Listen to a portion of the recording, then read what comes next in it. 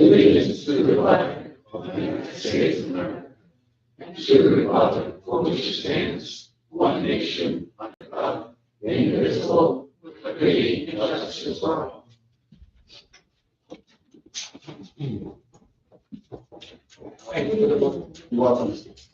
You're welcome. Oh, yeah. So we will be back in line. You can sit on the right side.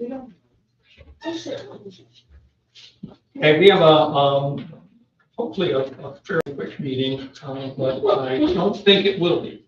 So, anyway, if we need more air, we can open back or no or whatever. Okay. All right, I'd like to make a motion to seal the second session of the non-public meeting until November 1st. and I will second that. All in favor? Aye. Okay. All right.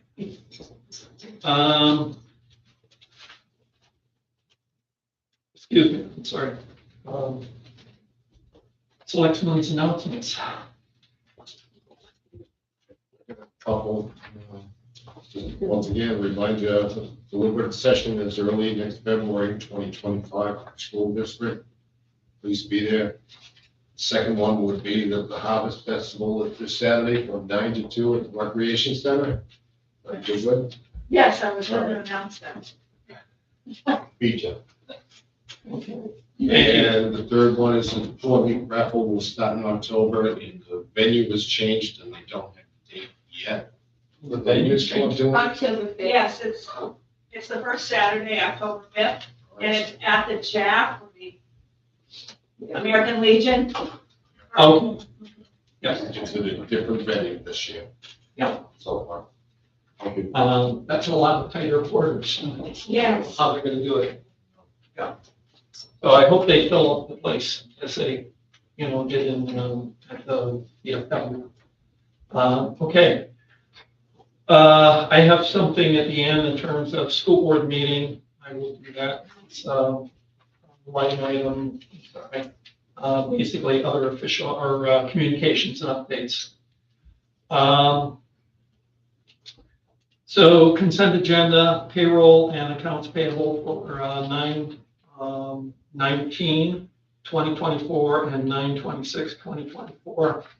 Also the minutes for 9/11, 2024. I had a chance to read them all. And, Yeah. Did you get a chance to read the edits? Yes. Okay. Yeah, and by the way, I think, and I appreciate you doing the minutes. I thought those were excellent minutes and probably the best I've seen in a long time. Well, Victoria did the minutes, I did the edits. Well, yeah, so, but, well, I meant, edits don't necessarily disparage the work. So, and, appointments, Wait a minute, I'll make the motion to Yep. accept the consent agenda as And- presented. Yep. Second it. In favor? Aye. Aye, 2-0. And there's also an appointment for town and gown, and that was agreed here, but it had to be accepted by town and gown. Is that been done? You're absolutely welcome, James. to the assembly. Perfect, thank you. And also capital improvement plan committee, Jane Fedorowicz, and I hope we got that right. Fedorowicz, sorry. And they Tomorrow. tomorrow. Okay, so that's great. And I want to thank people any time they're getting on committees. I had a very discouraging, this is sort of an aside. We have the Ringe Firefighter Association, I'm still a member of that. We have trouble getting together. Enough people even have a forum for a meeting. We were supposed to have a breakfast or lunch was suggested this year. We couldn't get a forum together. And it's foolish to move forward if we can't get the number of people to actually work the event. And this was an annual thing. I think we're missing it this year for kind of got a sprinkling, and maybe get some other volunteers, but I don't think it's happening. And it's because people just sometimes can't do it. So, anyway, but thank you for volunteering, all of those who do. Citizens Forum, I'll make the motion. Yeah. To appoint James Berger to the Yeah, Town I'm Council sorry. Committee, James Fedorowicz. Okay. To the Capital Improvement Committee. Second. I was on it. All in favor? Aye. Citizens Forum, boilerplate, reminder, people wish to speak will be allowed up to 3 minutes, depending on time. We try to keep it within 15 minutes. If there's 15 hands up, I think we'll have to amend that. There will address our comments to the chair only. So we don't want conversations going back and forth. No personal attacks on other citizens or town employees is ever acceptable, and issues concerning personnel matters should be brought to the select board member or the town administrator. Thank you. So is there an interest in citizens forum? I see 1, 2, 3, 4, 5. Okay, thank you. And if I miss you going around, remind me. Okay. And I was looking over here first. Ron, did you want to speak? Yeah, I think Ron on Thomas Road. The Women's Club is on November 2nd, Saturday. And the 5th is, we're voting.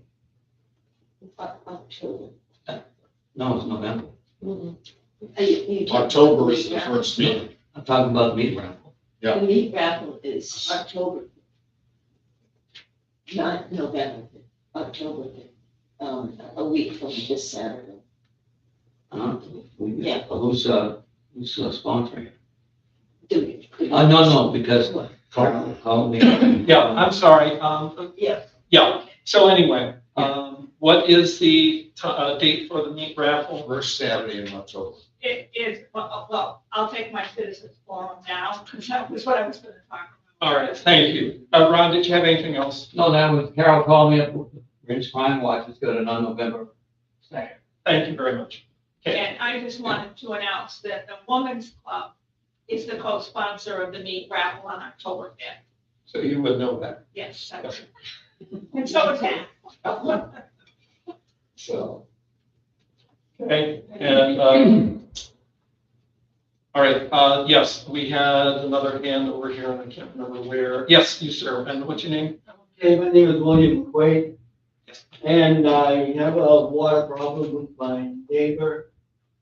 We share a well, and I haven't had any water at my house for 14 days.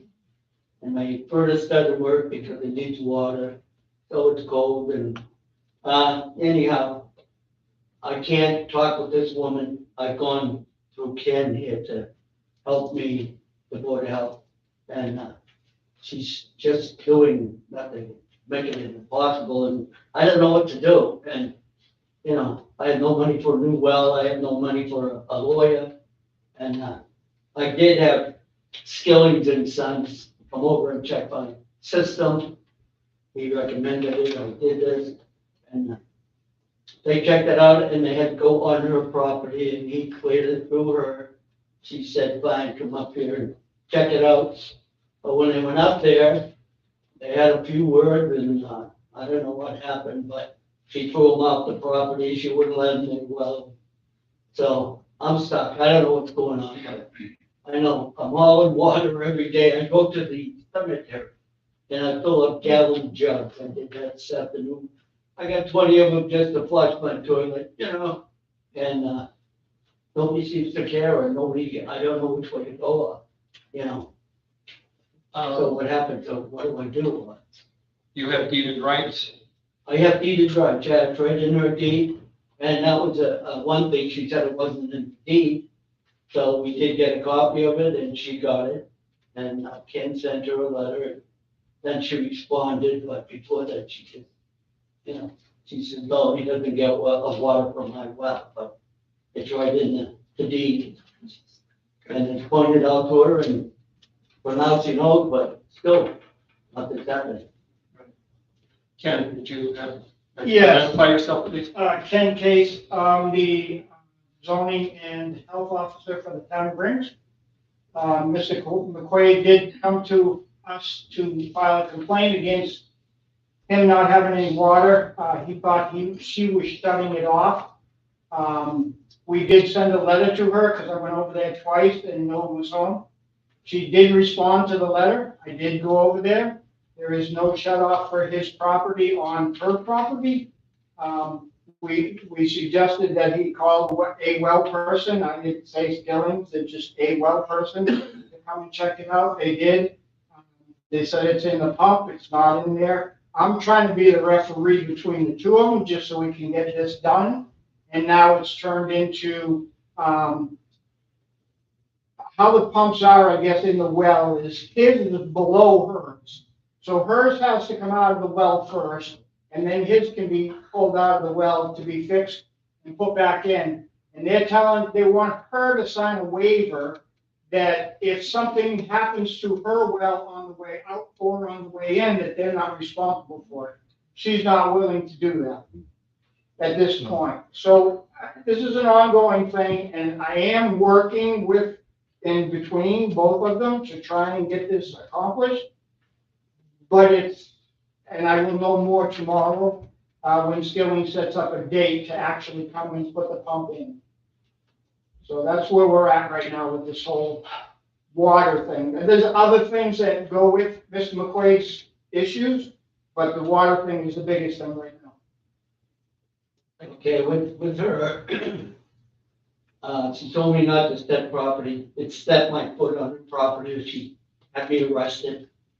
And when my well went down 3 times, well, the person who owned the house before took me up there, showed me the well, how everything worked, where it was hooked up. He was very nice about the whole thing. And so I don't know, but my water went off one time, and I called the police department and asked them if they go up and ask to turn it back on. And 10 minutes later, after they were gone, my water came back on. And that happens 3 times, and 3 different, and then finally they said, this is a civil suit, we can't go up there anymore, blah, blah, blah. And I can't talk to her, and I won't even try. And she won't let anybody on the property. She almost threw these well guys off the property when they went up there. And, I'm trying to do what I can do so I can get through the winter, or get some water back in my house and some heat back in my house, and nobody seems to know what to do. Again, we are working on it, and like I said, I'll know more tomorrow. But it is a civil matter. As far as a health officer for the town, there is no issue that I can address that would make this any better. I have investigated all options through the health department, and there is nothing for me. If it was a municipal water system, then I could. It's a private water system. We have no jurisdiction over it.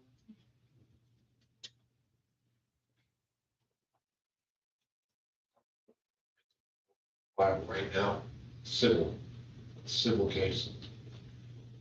You wouldn't need necessarily to have a lawyer, just a copy of a deed, maybe Skilling's letter, as to what needs to be done. But I don't know, how deep is the pump into the well? I don't know what the thing is. I mean, he thought he was out of water, because she shut it off, but in fact, that he'll have water when she goes dry before, he runs it dry. Just wondering Because- how deep her. Yeah, I didn't get into that with Skillings today. I don't know how deep they are. They might not know either. They may not know until they told. Skillings told me that the well or the pump that was in there was put in there in 1967, and he didn't know the depth of the well. He didn't tell me at the time. So I don't know. Is You there, guys know what they're doing. They've been doing pumps all their life, and she's afraid that they're going to do something to her pump. well when you pull it out? I mean, so where do we go? Might also need to have, rather than the other woman sign the waiver and take on the responsibility yourself in case it breaks, responsibility might have to go on to Mr. McQuaid. Well, you know, if they will put it at the same time, they both about 70 volts, go pump spray, And there's nothing I can do. is there speculation that your pump is not working because Yeah, these that's things have water? And, That's what they said. Yeah. okay. And I don't know how that works. I mean, does that mean her pump is lower than mine, or how does that work? If she's on top of yours, theoretically, I don't know if they stack them vertically or. Well, I don't know. You know. According to Skilling's, hers is on top, his is on bottom. Right. So that's why they have to pull her pump to get to his. And there's not enough casing there so that they could pull each one. They gotta pull whoever's highest and then go to the lowest. I think your comment about you having on the liability of that, that's the only way. What do you say? If something goes wrong, girl? If they pull it and hers breaks, Mm-hmm. then it's on you to fix because they're not taking the responsibility for she'll take it to court or whatever. So So what about them getting water? Can they take her to court, or? I think that's a good suggestion because you have deeded rights and you have to get access, and if your pump has failed, you should have access to be able to fix and replace your pump. And we've been telling them that right along. Okay. I'm sorry, do you have something to add on this? Just a comment that this may help. Jim Grazer, No, Main thank you. Street. Where's the power from the pumps coming from? Each house, Individual. individually, yes. Thanks. It's not proven that the pump has actually failed, it's proven that the pump is not working, but that doesn't mean it's, the pump it could be the electricity too. They check the electricity at the house, and that's what they're reading, It's is later. it's going, but it's not, the pump is not doing anything. So that's where they come up with the assumption that they have to replace the pump. Okay. Did they meter it? They'll see the pump? Yeah, It's gonna- yep, I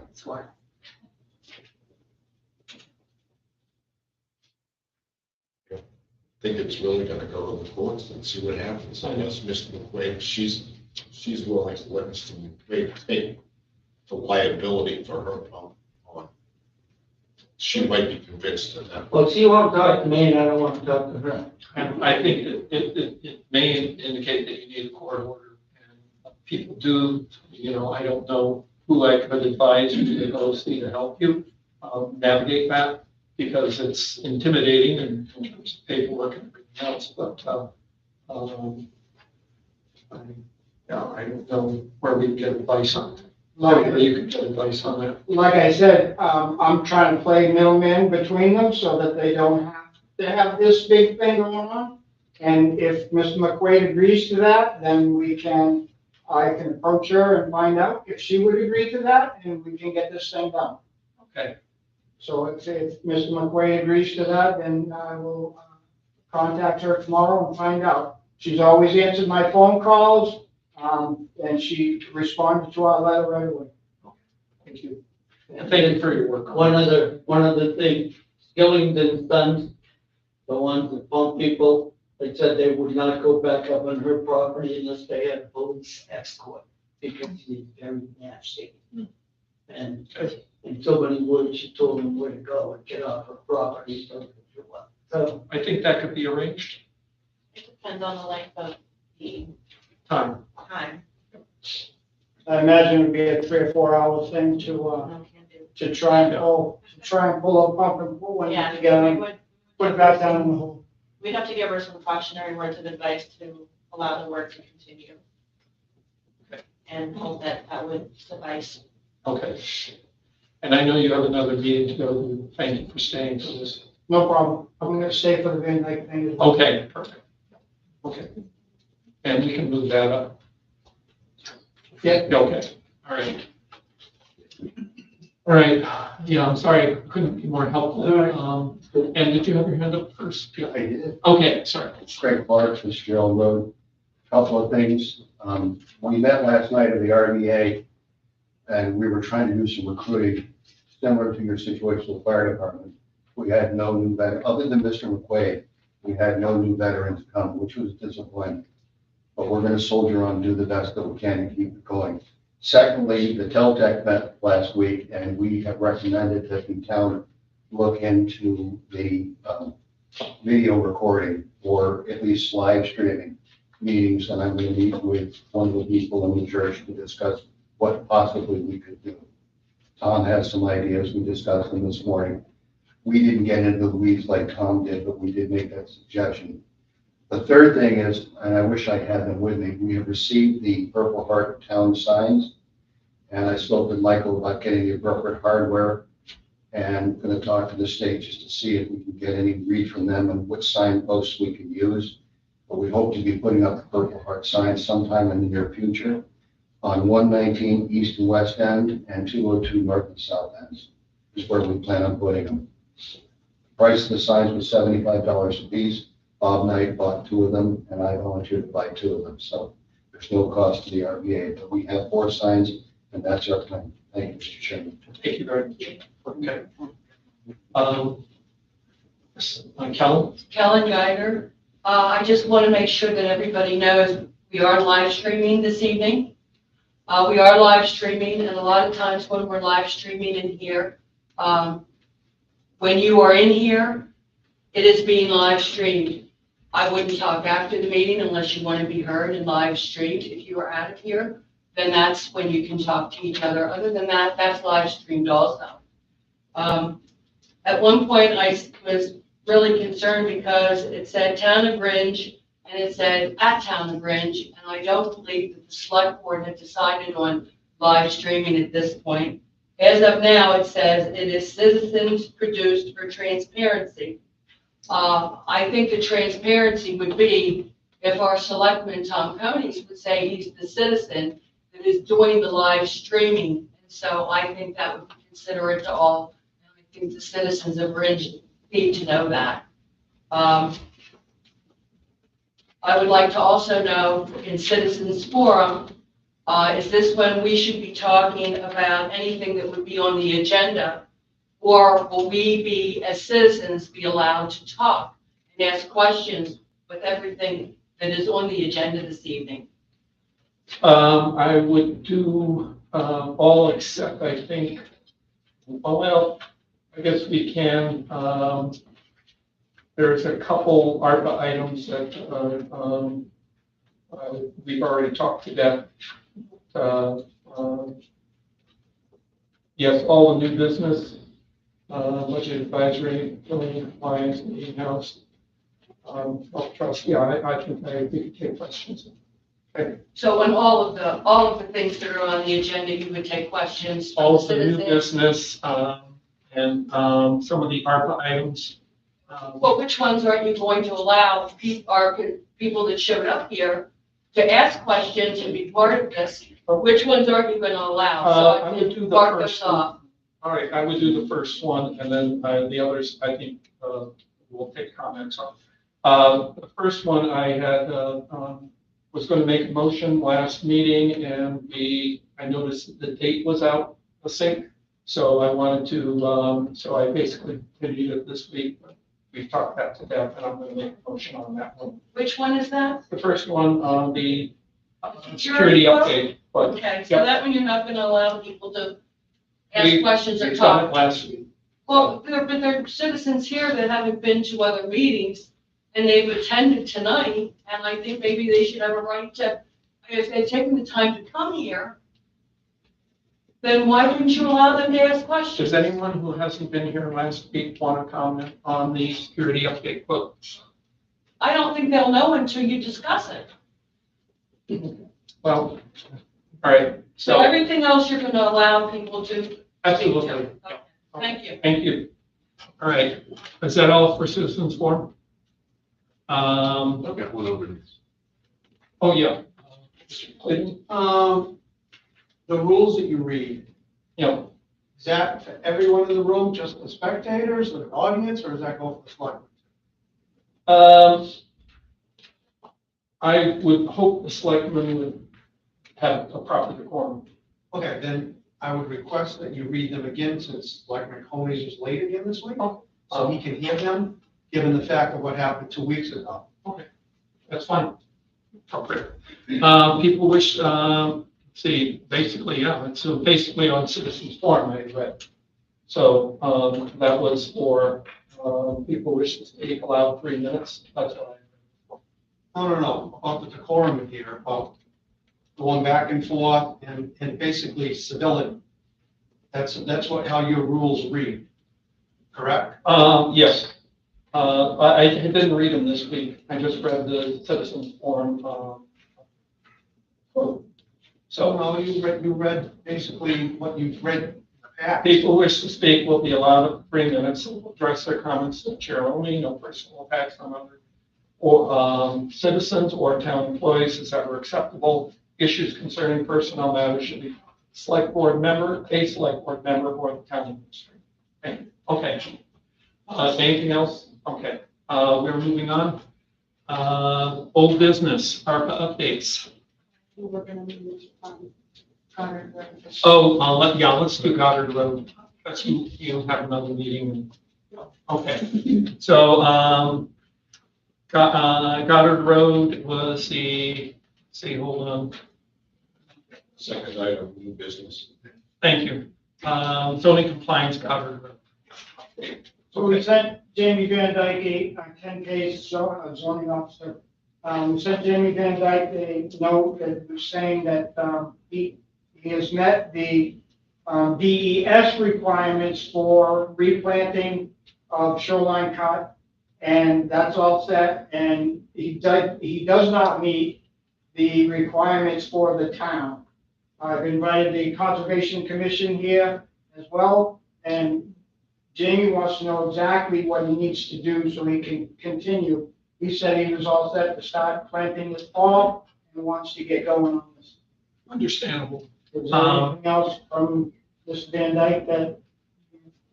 Well, yeah, let's, first of all, to clarify, he has met state requirements. Do you have a copy of the state, what is being planned for the Yes. state? Yes, Okay, and I believe the Conservation Commission does as well. they have a copy of the state, plan that you've agreed to with the state? I believe so. If not, I have a copy here. I can give them. Okay, yeah, I just want to clarify that first. So, did you want to, say anything at this point? You guys need a copy? We have a June 25th, 21 plan. Is that the latest?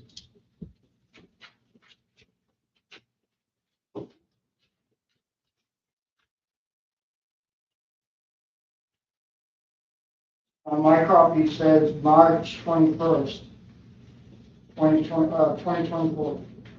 Restoration Plan Approval Amendment.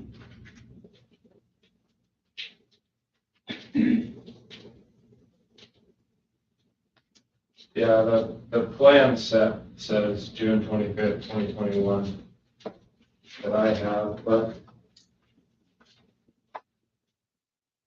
And it was received by the town, 6/25/21. yeah.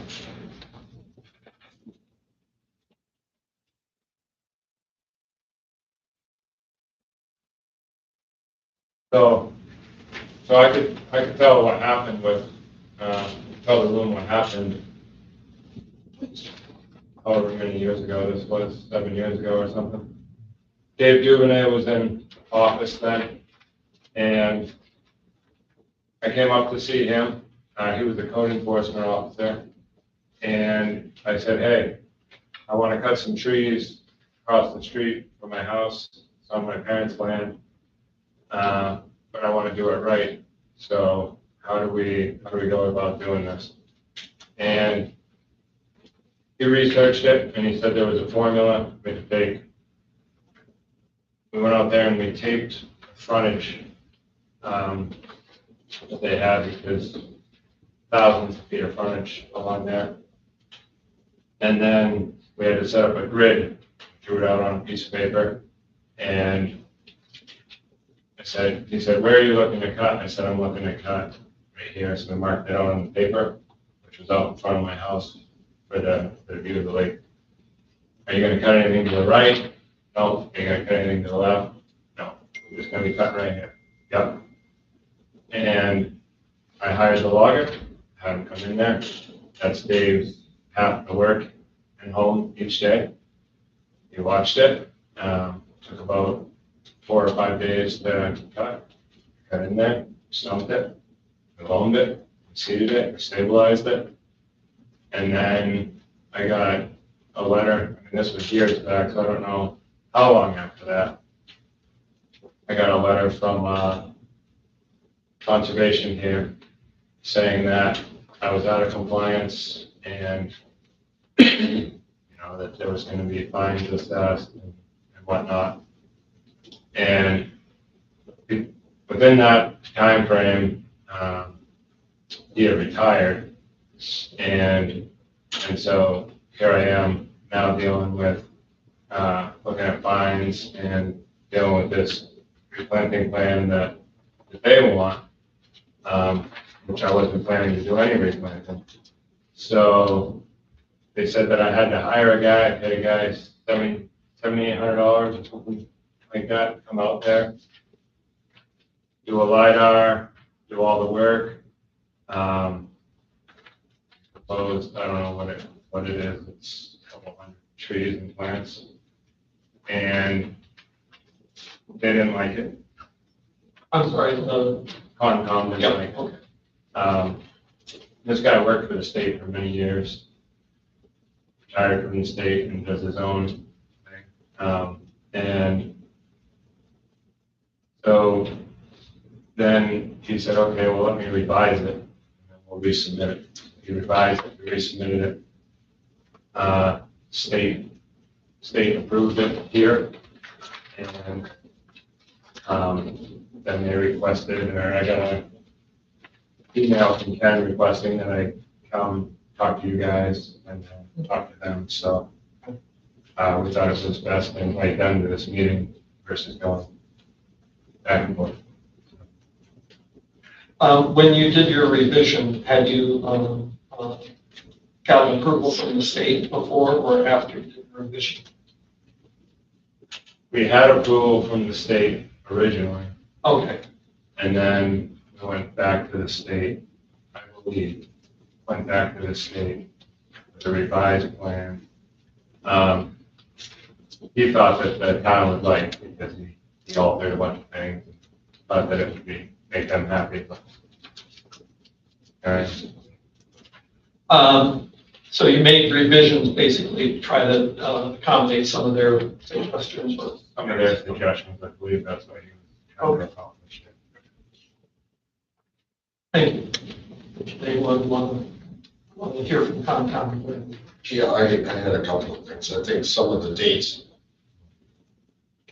statements are not totally accurate. I don't think Dave Dugan was here when they were doing the cutting at all. I think Dave had already left at that point, because Concom was calling the select board to go and visit the site. I went out, nobody was cutting at the time. Anytime that I went out, there was no cutting. Although I could see evidence of cutting, I could see that things had been cleared out along the large stretch. So I can't really speak to that. I can't speak to what Dave Duvernay approved prior to that either. Dave's not even living within the state anymore to have it. I think probably Ken, Concom, and Jamie might sit together and see if it will work out. Ken knows, and Concom knows what wetlands ordinance is for the town of Bridge. See if it can be worked out according to that. I don't see no selectmen which should have to intervene in this. I trust Ken's judgment to come up with settlements on this, try to resolve this. I think it can be. Maybe it just might need that intermediary that we're putting in place on all the time. It's gotta be easier than the well situation you guys. You guys, It's the second time tonight I've heard he's in the middle. Have you brought the plan to the Conservation Commission other than giving it to Ken or whoever did it? I haven't heard that since you did a revised plan. I'm familiar with the grid pattern. So Yeah. 25 by 50, so many points. Oh, yeah, it's changed a lot though, since I cut it. Duvernay was the one that gave me the guidance. He Has drew the the Conservation Commission seen your revised plan to see if it conforms with the town ordinance? I don't know. See, I would agree with Bob, you need to submit it to them for compliance. so Concom has not seen the revised plan? So in 2019, we contacted Dave Duvernay, who was winding down. We have some pictures from 2019. It shows substantial cuttings, excavators, and off-road dump trucks right down to the shore. Dave Duvernay admitted that he had talked to Jamie, and he had a piece of graph paper with a plan. It was handwritten, and he agreed to it. He admitted that he mistakenly gave the approval to cut. We suggested that there be a cease and desist at that time, falling too far. 2019 was a plan that we received in 21. We've not received anything since. We did not issue a letter of enforcement. We do not have that ability. We had no direct communication other than some emails going back and forth. So seeing as our plan is 3 years old, it would behoove us to get the most current plan in place. Per the wetlands ordinance, we have to advise the select board about a restoration. Basically, what we have here is a planting plan that does not comply with the ordinance regarding native species. You look at the drawings, the pictures, there are no junipers, there's no dogwood, there's no quaking aspen that are in those lot plots. All we've asked is that there be a reasonable accommodation for something native that to replace what was there. This planting plan preserves the view. It's all low-growing bushes to preserve the view. It's not what was there. It's not what the pictures show. The engineer that drew this plan countered that it was not practical to replace what was there because there was no way to establish what was there originally. We would say all it has to do is look to the east and to the west, but is there is what should be there in the middle. I think we could come to some agreement. Yes, we could sit down with the 2024 plan.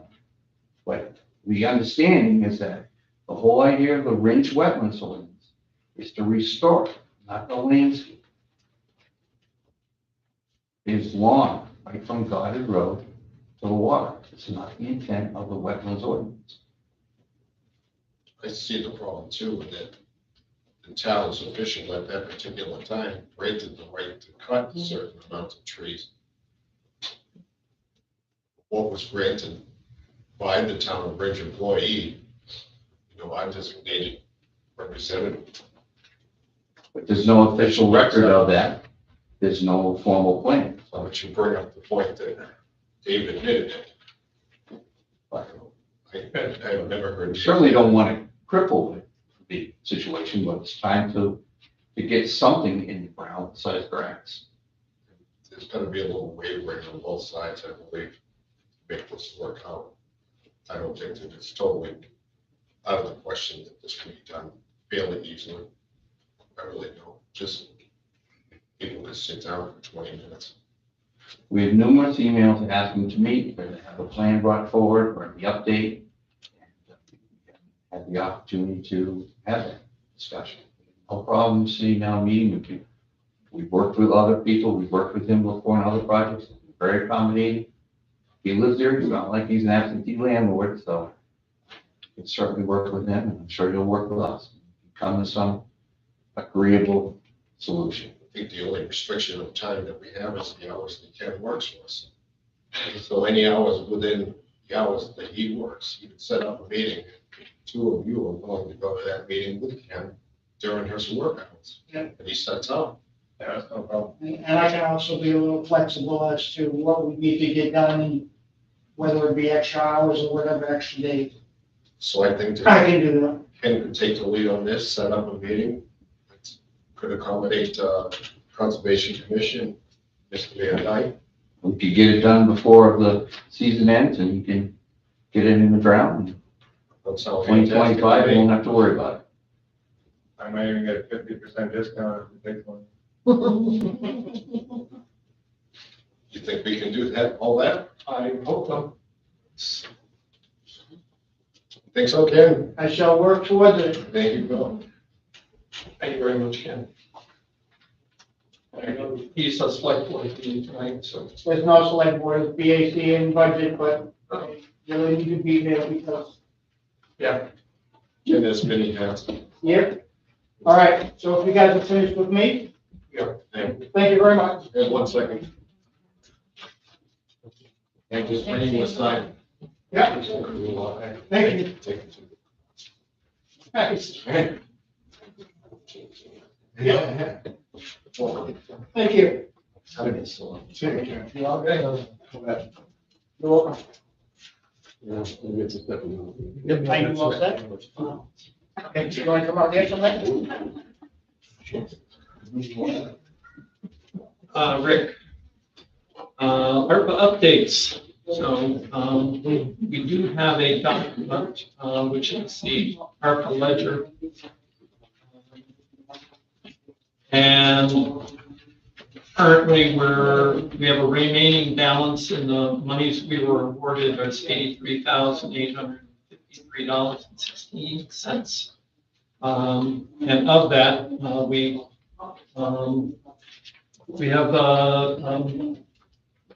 we have to set priorities in terms of what we want to do. Do you want to, well, let's do the security update first. No, let's do the, Rick.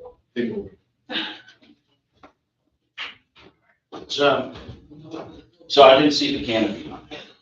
Right, so we need to put that on.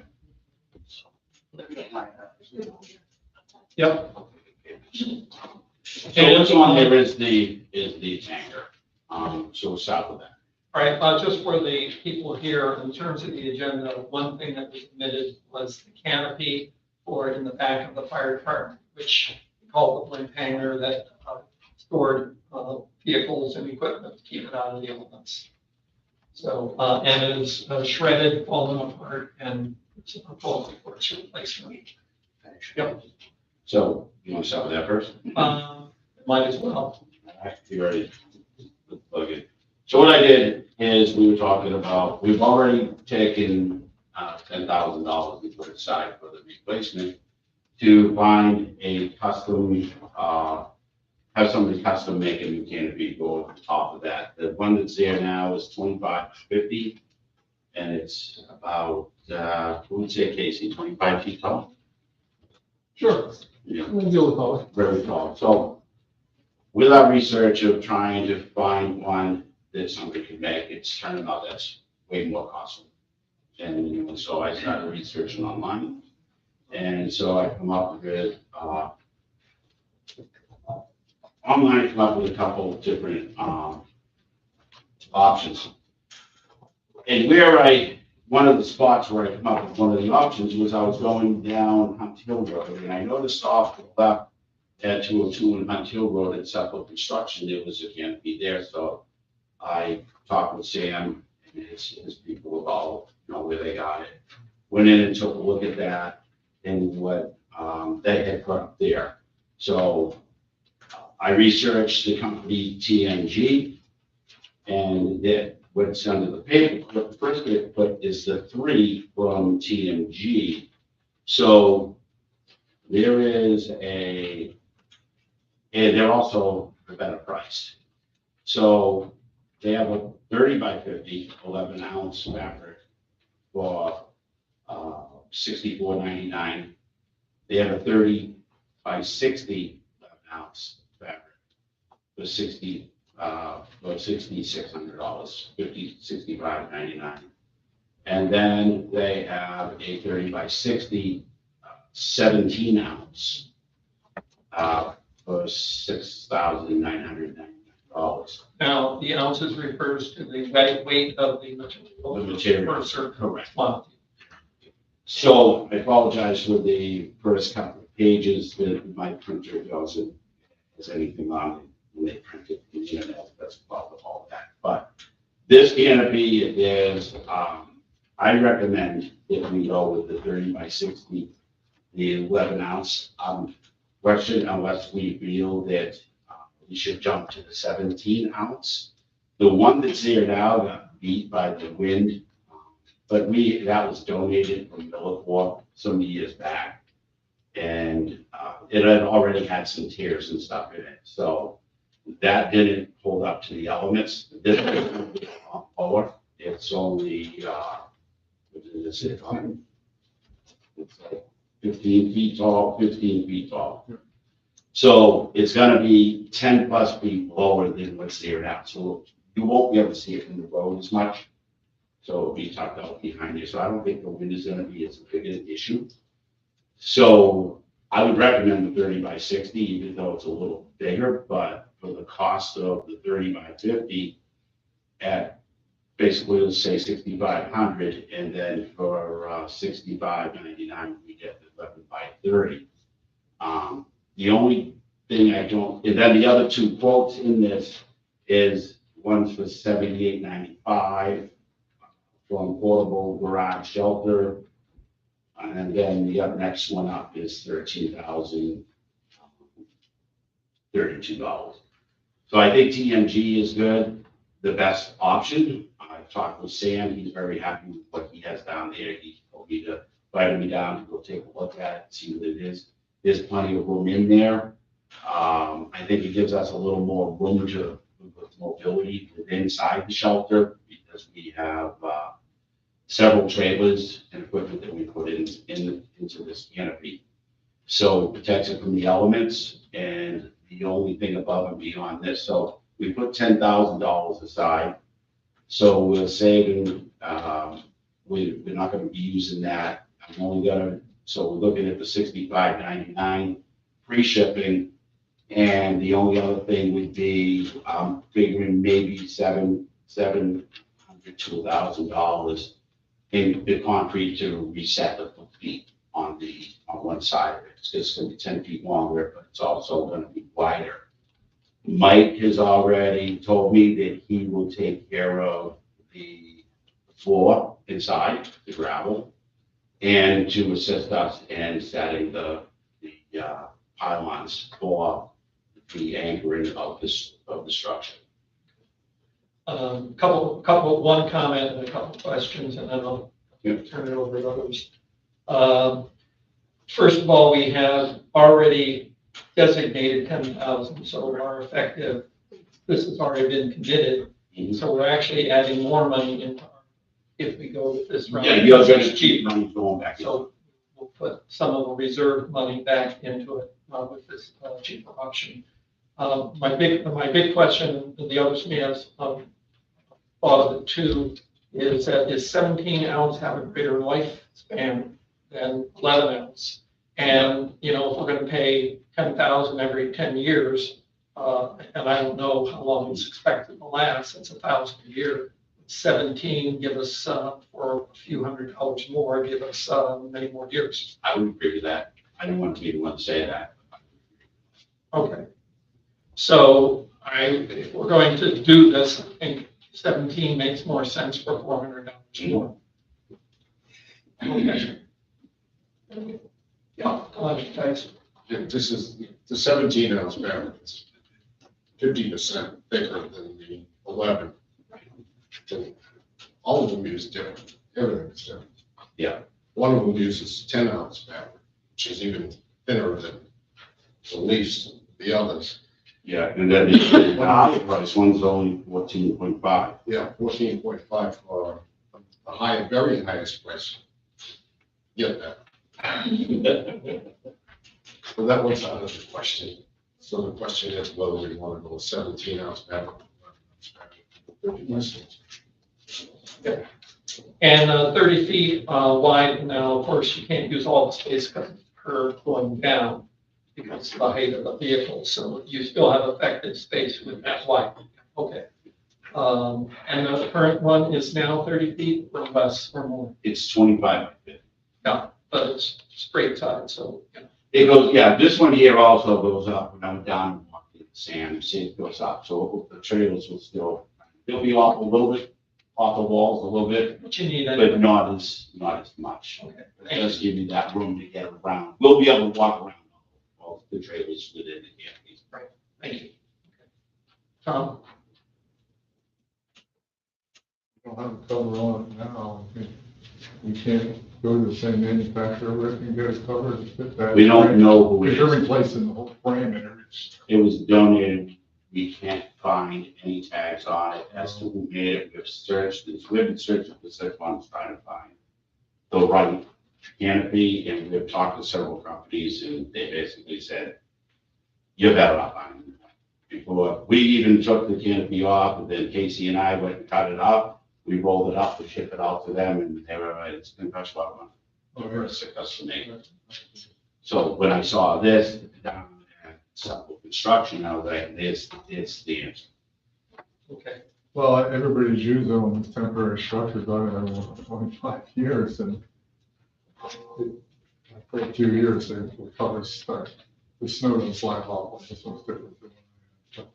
Would it be better to just frame it, put a roof on the existing frame? We've also You know, like, reached out put the middle to, siding. we reached out to them, and everybody declined. No, it's too shaky, it's not, it's, Academy Roofing has come out, looked at it. Casey went to a couple vendors, and everybody's had the same thing. It's not worth doing it. Like Goodyear brought up that, can we use the expanded metal, but it's too tall, it moves around too much, and you'd just be ripping it right off. Are we, all right, I'm gonna open it to questions or comments. Dave? Well, one of my concerns was that you cannot replace the canopy to get it. Correct. If you could, I would recommend setting up on Jersey barriers, because that takes the snow load off the bottom fabric. And it works well for our sand pile finality. Well worth, and I would recommend 17 ounces. Cheap money for 50% more. Yeah, the one we have now has footings that were poured, but they were grade level, and I wish they did come up about 18 inches, but It's worth it. weren't by mistake. Identify. I am. Jim Kreitzer, Main Street Range. My advice from my experience is make sure it has UV stabilizer. That is critical for extended and build it heavier. It makes a huge difference. The wind, beat up the layers back. Well, it withstands a lot, including snow load and heavy rain, et cetera. It says it's UV protected. Yeah, and well through. Fabric, sand's strong just against tearing, leaking, chemical corrosion, natural flame retardant, resistance to chemicals and oil. So we've been through the business of trying to refabricate a structure, and it is cheaper to buy a new one. And that's what we do.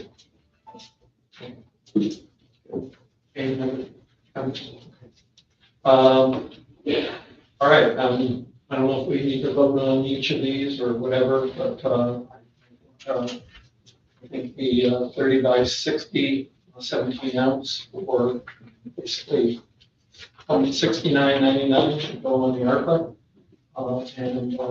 So I'll make that motion. Well, I'll second that motion. We've already allocated $10,000. Right. The estimate, so we'll be coming in 3,000 under that, so that's money back in the kitty. Minus another 1,000 for the footing, so it's about 8,000 plus, so, yeah. And basically it's out of your fund. Thank you. So I have a second. I second. All in favor? Aye. Aye. All right. All right, so moving on to the tanker. So as you know,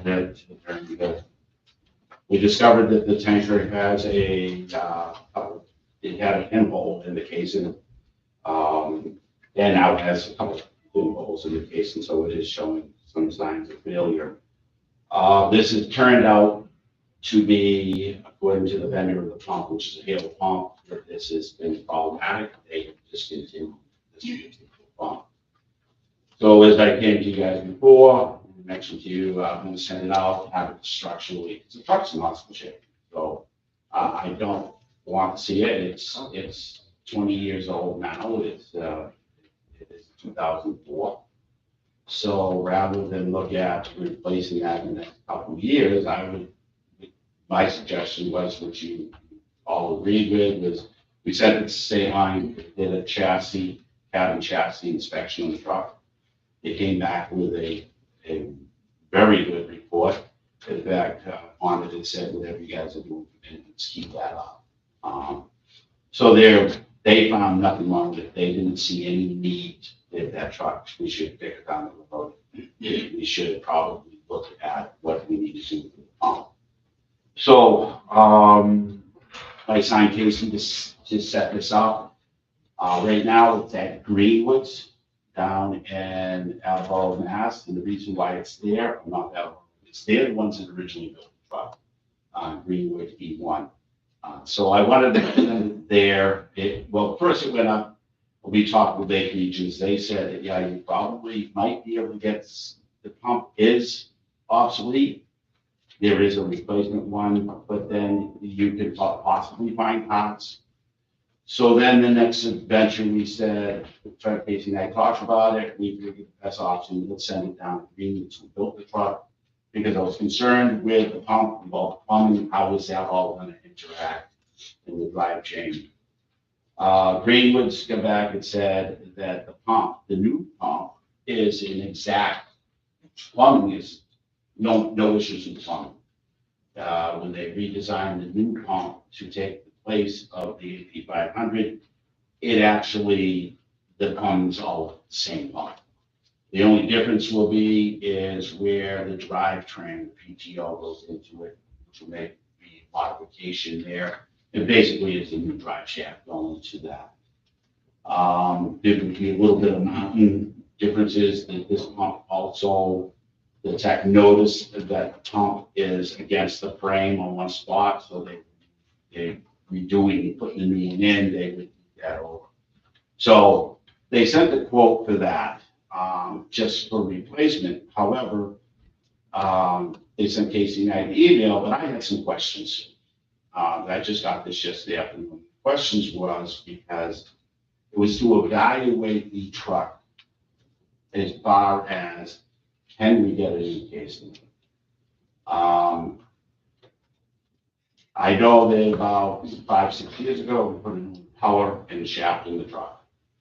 So I'm good with that particular item being on the good side. But is there a possibility there may be a casing out there? So talking with Ed Greenwood today, he told me that, well, when you look at this, in order for them to actually get in, they would have to take the pump out of the truck, break the pump down and say, okay, what other parts in here could be damaged or need to be replaced? Because we can do that if you want to get that kind of money. And he goes, then, and he's gonna do this, and he's gonna get a hold of Hale, but his point was, you're paying the labor to take it out, you're paying them the labor to pull it apart. And then you gotta see, okay, what internal, other than just the case of what else do we need to put together on this pump? And then put it back in. He said, by the time you get into labor costs and the replacing parts, you're gonna be just shy of just getting a new pump, just take that one out, put a new pump in. But I want to do it anyways. I want to see what the comparison is to say, can we get a casing? His suggestion was, but, and that's what he's working on now, he was calling Hill and asking them, okay, what's availability of the casing? Well, what's the availability of all the other components in that pump? Because like he said, we can take it back, we take it down, yeah, if you get a casing, we get a casing, again, we take it out, we break it down, but now there's other parts in there, and those are obsolete. Now we got a bigger problem, because now we took apart a pump, we bought another casing. So he's calling them today, that was, and I didn't hear back from him before the end of the day, he said that could be up to tomorrow. So I am gonna need to come back in 2 weeks on the same thing. And he's gonna compare, okay, are these parts, because like anything else, as he said, you can look it up and see all the parts, but then you hit order, and then it comes up unavailable, unknown when available. So he wants to call Hale himself, go through the whole parts list, what potentially can we foresee before we open it up, and what that is, and then give us a comparison of what it is to pull that pump, rebuild that pump with a new case and put that pump back in the truck, versus just take that pump out of the new pump. The goal here is to get this truck, so for a few reasons. First, the truck's in excellent shape. I would never want to do this with a frontline engine. This is a support truck, a frontline engines where you do actually have people on those lines in buildings. I would never recommend that. NFPA is pretty strong on their frontline engines. But this one here, I could see, let's rebuild this truck. And let's get this out another 10 plus years and give the CIP more breathing room. The cabin chassis passed with flying colors, truck's in awesome shape. It has some electrical things that we need to address. I told them, asked them to look at. The problem with the electrical is when the truck was originally designed, the overflow from the tank, the water comes across the electronic board, which is load management, which we know water and solid state boards don't mix. So I told them, either we look at that, move that so that it gets, and waterproof it, and repair some of the damage that has been done with some of the lighting, or just get rid of that and just do LED lighting on the truck. Give me a comparison of what that's going to cost. So the quote he sent in today was $21,330 to pull a pump, put a new pump in it. I don't know what the lighting is gonna be. I'm gonna say somewhere between 5,000 and 10,000. But I'm thinking that if we're putting even 25,000, 30,000 into this truck to replace it today is over $500,000. I think if we put 30,000 into this truck and we get another 10 years out, I think it's gonna give CIP time to gain so we can build our CIP, our capital reserve, I should say. And it gives us, this truck it's in great shape. I don't see anything other than anything happening to this after we do this. The other thing he did point out is if we rebuild a pump, who knows what could happen in 3-4 years with using other And parts keeping that, and keeping that. saving $30 on not replacing a part. So I wanted to give you an update on it. I know time for the ARPA funds is running tight. And I know everybody's concerned about this. We did not take this truck out of service because I can still shuttle water with it. I told the guys we use a term called nursing, which is a tank that feeds an engine at a scene. I don't want to use this pump as little as possible to prevent any kind of failure with the pump on a scene. But we can certainly shuttle water and refill it with another truck. It's what we normally do anyways, as you know. But I really think that doing our homework and seeing what the best option is it to rebuild this pump, or to put a new one in it. So I can get more information from them and the members. But as I'm speaking now, you're probably with the lighting, I'm going to say somewhere between $25,000 and $30,000 is probably what we're looking at. And again, the bang for the buck is to get another 10 years out of this truck. Well, this will help the CIP committee with a chance that schedule, and this was scheduled fairly. This is scheduled next year to start replacing, so. And again, you're looking at 500,000 plus to replace this. All right. It's a good suggestion. I don't think we need to move on it, but I think, it's, This is at Greenwoods now. Evaluate. Yeah. They're the ones that built it. Specialty vehicles are 6 miles down the road. I can send it down there when they're done, get them to evaluate, do the same evaluation, and see what they say. And then from there, we can send it back up the links to get the 3 quotes. How do you want me? what's your sense on this? I think that we should at least have somebody get a second opinion on what Greenwood's saying. I think if we get the same evaluations from Greenwood and specialty vehicles, I can't see sending it back up to Lake Regions to do it up there.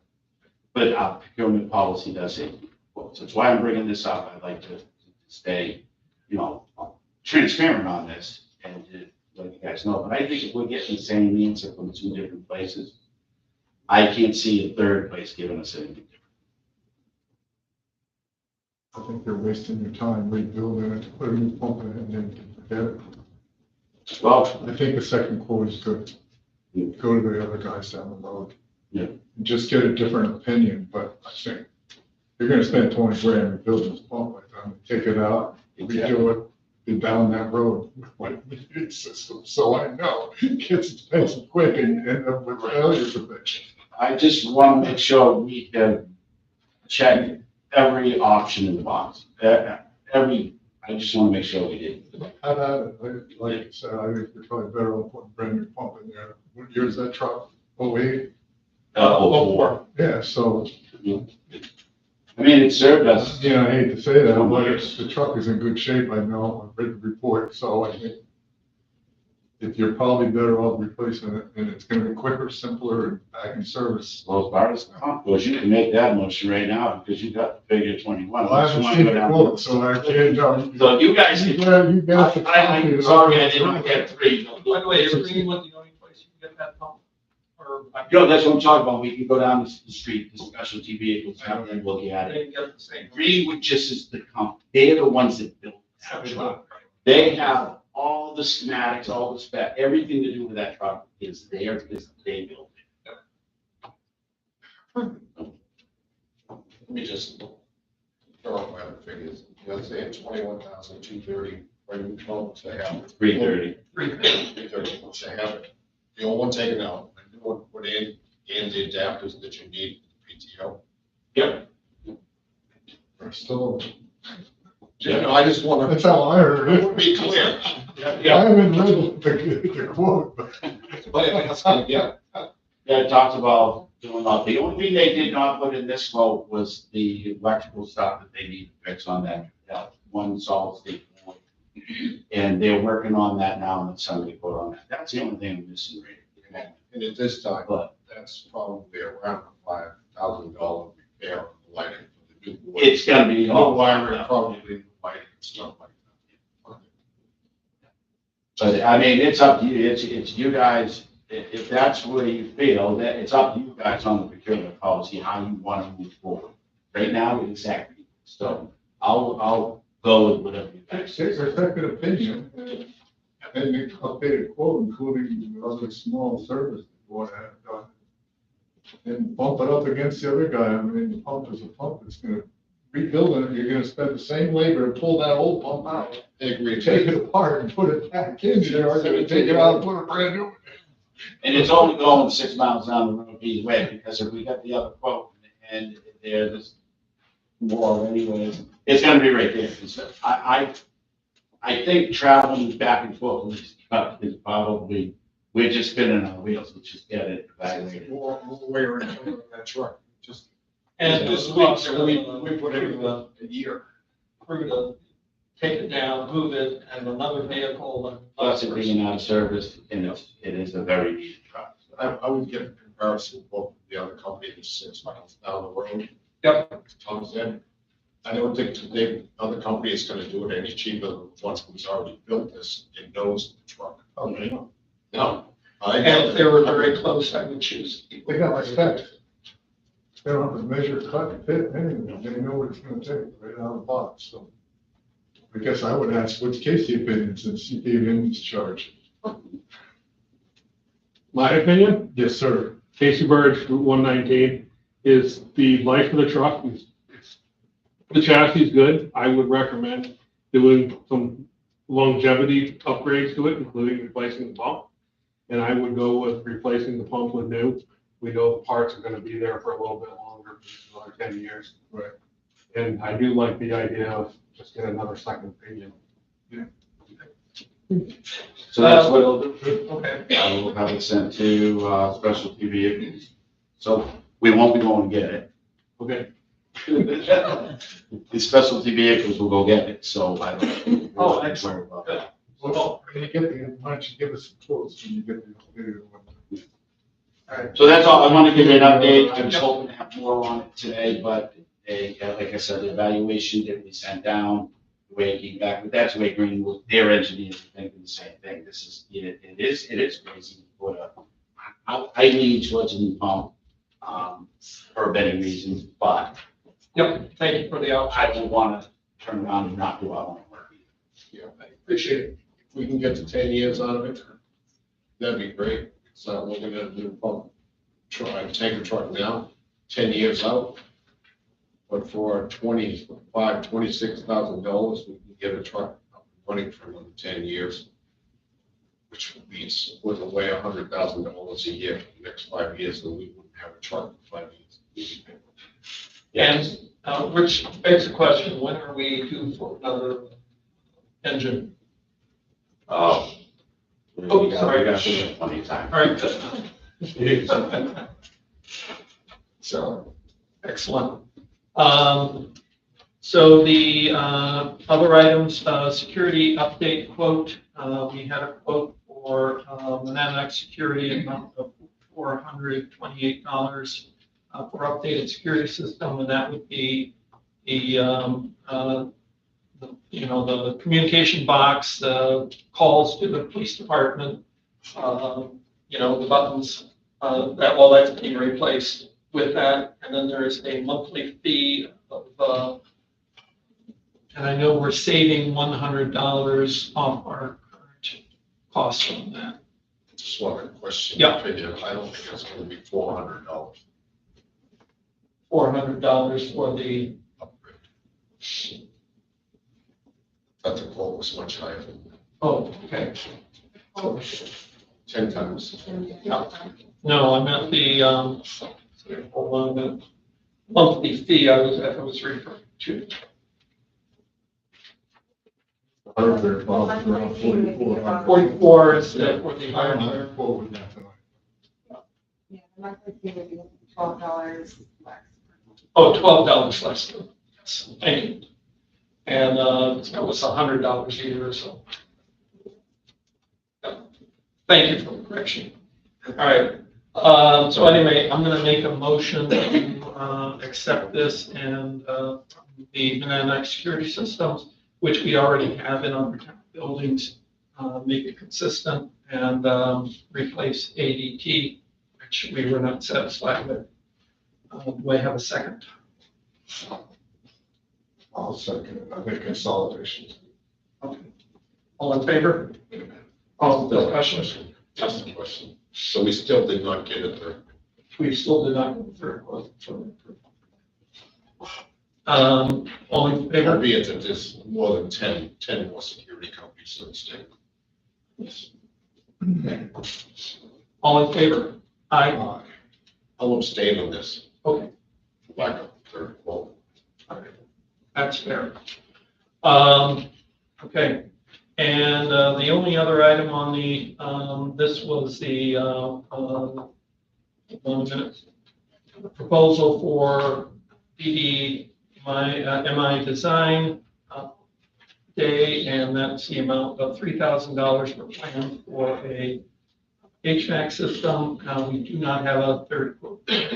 And so, any discussion on this? Yeah, the lower quote, one was for 8,000, one was for about 3,000. The one that said 3,000, that's for phase 1. That is true. I don't know how many phases they plan on. designer looked at it, they could go as high as 10 phases. There are a lot of tack-on charges such as a designer stamp. I don't know how much that costs.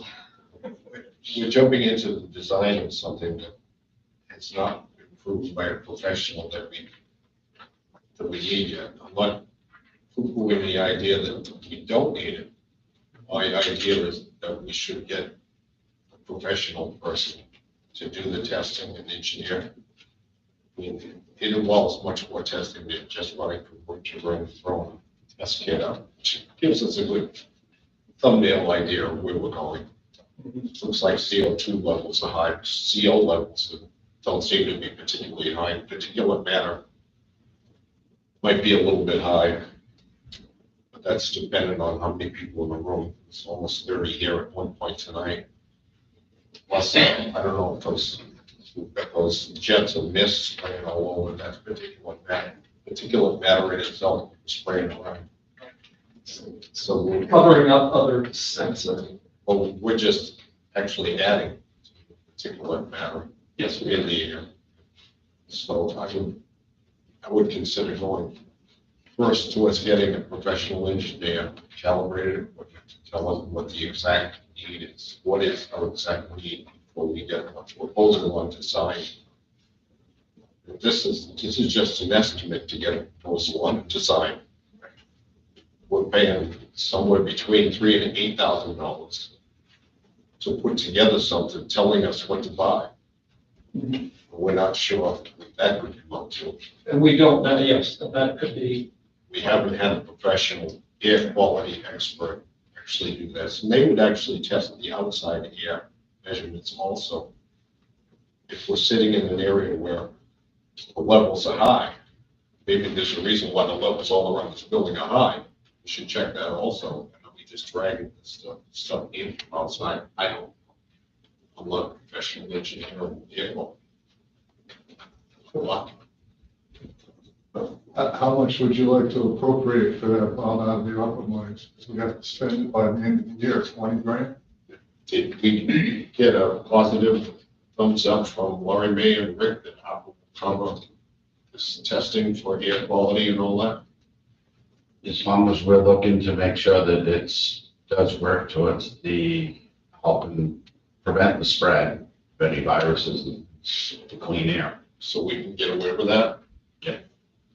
and currently we don't have central air ventilation system. So each room is sort of isolated and heated by space heaters along the floor. But if we did have, and this would basically be turning to central air in the sense, we could put HEPA filters in the system, which I know you were using in your house at this time. So they're not that particularly expensive to maintain. And then that would be totally compliant and probably a little more helpful for the. Yeah, and as your designer will tell you, you know, what it is they to do, but anything to do with any of that, any of those funds is as long as they identify that it helps reduce the spread of viruses. That is the term they're looking. So Tom's question was, how much are you willing to go for? I'm split. I have no idea. This is just, these quotes are for design of the system, not testing like you're looking. Yeah, we're not quite sure if the smaller quote includes the whole design of the system, like just phase one as it says on it. Yeah, I don't know exactly what phase one means. I don't see, you know, and we'll fall and hire an engineer, but I would start with 20 grand.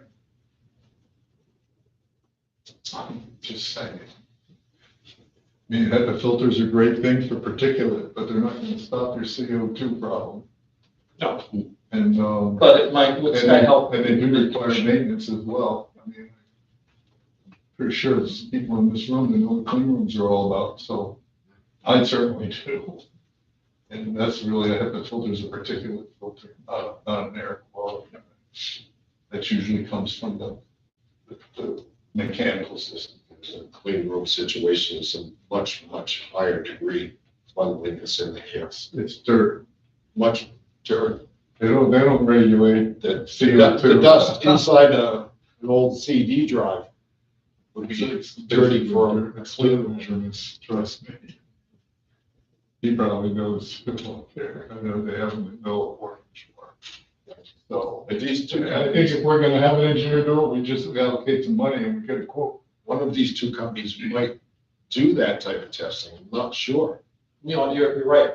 But neither one says that they will, they're coming in to put something in that they've been asked to put in. Well, they were asked to design a ventilation system. That's all they're doing. So I'm just throwing it out there. And this was by Kellen Geiger, and they made a comment a couple of weeks ago, which really struck me well. Basically, getting a professional person to test it. And as I said, moving the thing around indicates we have a problem, but we don't know beyond that. So, yeah, I think we need to we'll check it out. We'll find out what those are and at least that part. We never were going to get the whole system in for we were never going to get the whole system in for ARPA because, who knows what that's going to cost and the timeline is not there. But if we can get a professional in here, check out the area. We've already spent $200 to find out we have a problem to justify it, so. Well, I think it's an obligation through our insurance that we realize that there was a potential problem here. And our employees maybe? And, well, just from a liability standpoint, I understand the employee side, but, there's a potential liability that it's known now, at least a potential. Right. And it's a pretty good indication that there is a problem. And how big it is, we can't really determine that, but we determine that we're above standard. How's that sound?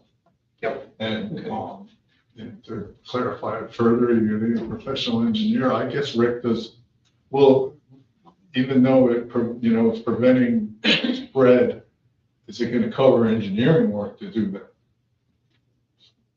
Not the physical components. Yeah, anything you do, that's part of the bulleted items, and I agree with this conversation, and I said that from the beginning, because we gotta make sure that it does help spread. You've gotta follow the energy code, you got so many air exchanges an hour that the system has to do.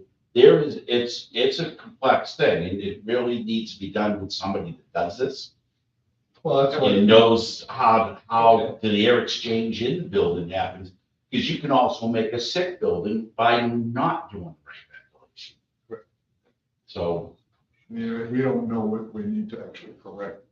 Correct. The detail of these guys. There you go, exactly. These guys know how to do air exchanges and everything. Yep. Mechanical, but. Okay. Right. So Environmental. let's find out some real numbers on that. And let's see. I wouldn't say it's gonna be 25. I mean, the referral to us was by Lynch people to get basically it's a whole test. Right. All right, which is fine, but they're saying that if we had to spend 10 times more or 20 times more than the test, maybe that's what they were trying to save us. Yeah. Then we might be able to get this testing all done for about 3 to 5 grand. Yep. That would be my guess. Well, I don't know. I don't know what it'll cost. I'm just saying you're gonna have an environmental engineer who Research and we'll. come back. We have some numbers. We also have better numbers on the fire pump, the tanker truck pump and all that, which leaves me a little bit. I was afraid maybe Rick was gonna come back and say it's gonna cost $75. Yep. So I'm totally relieved on that. Yep. Plus, we might get back a couple of thousand over here. So why don't we just move forward and try to get someone to come here and do, environmental engineers do testing, and we'll just go from there. We'll move forward. Excellent. Once we see or find or locate someone to do it. You want to make a comment We can't or put it on. is that? No, we were just, actually, Tom kind of brought up what I was gonna say, and that was about, the engineering, the support of that with, the air exchange and everything else. You want to do it right. You don't want to create a bigger problem. Okay. And by the way, we have an ongoing problem is that we've never upgraded the insulation of this building or tightened it up for years, and we've been spending untold amounts of money on fuel oil. That we've been doing that for 12 years now. Sorry, Mr. Cleveland. Just a Larry Cleveland, 26 Upland. Just from my experience as a supervisor at number 4 for the last 18 years running the machine shop, just a recommendation, don't get the company that is tasked with installing this and building this to give you a recommendation of what you need. You don't want an engineer from that company, because what happened in my machine shop was I hired a company to come in and evaluate all my equipment to see what we needed for safety upgrades. And then went ahead and hired the same company to install all those safety upgrades, and they went way overboard on everything and it cost way too much more money than we really needed. So, Thank you. I went to the school board meeting last Monday, and the company that was making the plans recommended not to refit anything. It would cost way more, and because they build new buildings. And when I pressed them on it, they had tested nothing, they had compared nothing. It was just out of the air because it wasn't fitting their what they needed. So, but thank you for that. Anyone else on this? So we have a directive to the. Who looks like wants to look for an engineering company who does air quality testing?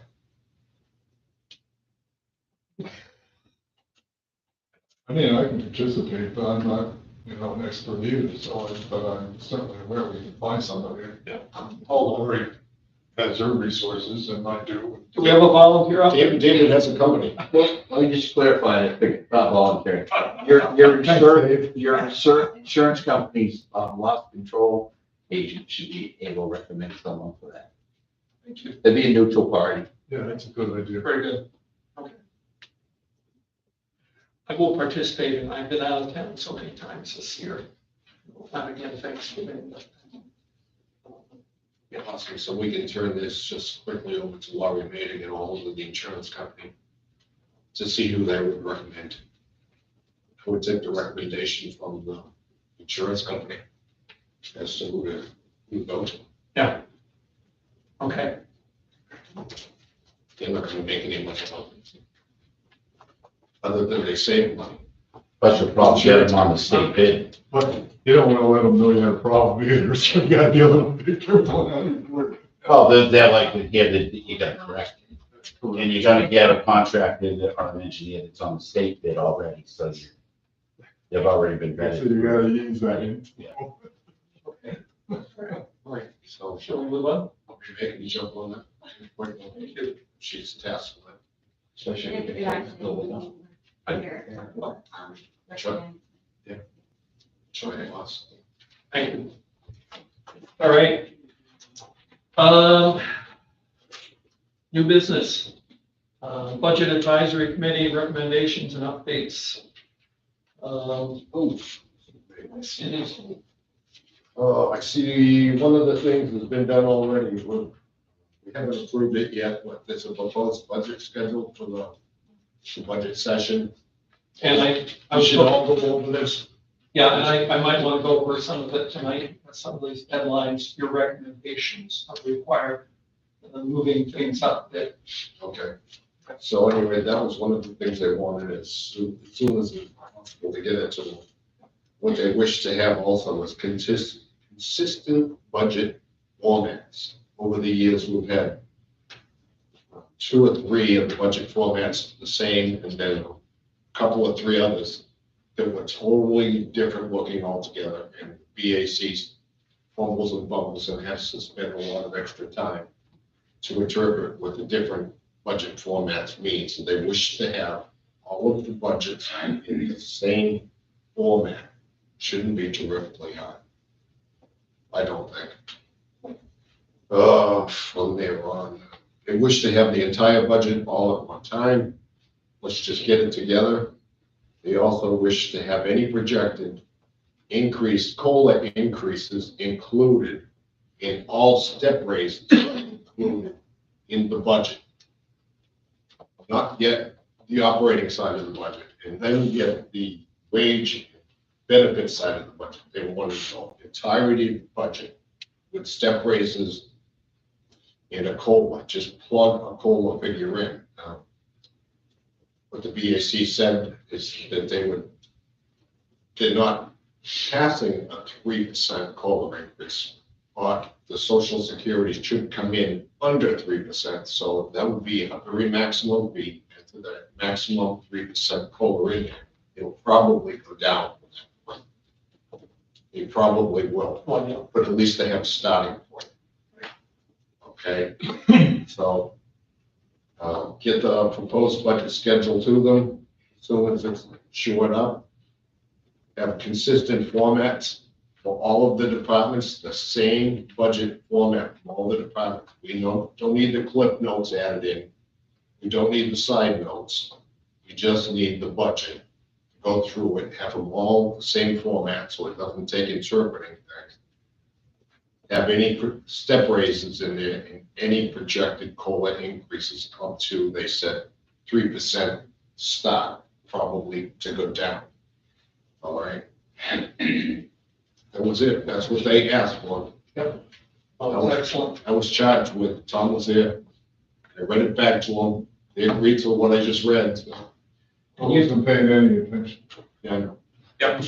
Well, I can add that I know the CIP is meeting this week also, Yes. and, they put out, I think Al put out, Al's. By the way, do you know what time they're meeting tomorrow? I think it's 1 o'clock. Thank you. Either 12:30 or 12:30. 12:30. And I know Al put It's a out, public meeting. I know Al put out, requests to all the department heads for, improvements over the next 6 years so that we can lay it out on maybe a little better format than we've been doing over the last 10 years. And, so I've had no idea what Al received. Like Tom said, I think the budget's been piecemeal for the last bunch of years since I've been on the committee for a lot of years, and I think we'll be better get everything a shot. I'm not really gonna talk to everybody individually, but I kind of done my own homework here, that we're evaluating some insurance changes and things like that. I can very realistically see us come there with a flat budget based on the numbers. I mean, last year, most of it's in labor. If you take our current budget for labor, we added about 5% in changes with wage increases, et cetera, last year.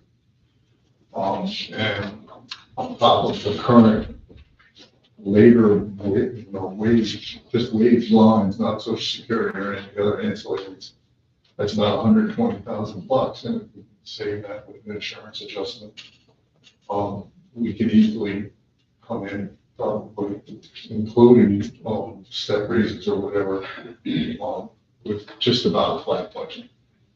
So until I see some more numbers, I can't really tell you, but I see it very good. Yep. And if we do come in close to a flat budget, the fact that our revenues are up, that means maybe our tax rate will go down, certainly stay the same, or maybe even go down, which would always be welcome. Did you have are we ready to open this up a little bit? Yeah, I just wanted to comment on that flat budget. If we do have a flat budget, I promised everybody I'll do what Dan Arnold did about 6 or 8 years ago. He cut the budget by $1. So make it lower than that. Okay. I see it very much. Yeah. By the way, the school board seems to be coming in close to, they did a default budget, a below default budget this year.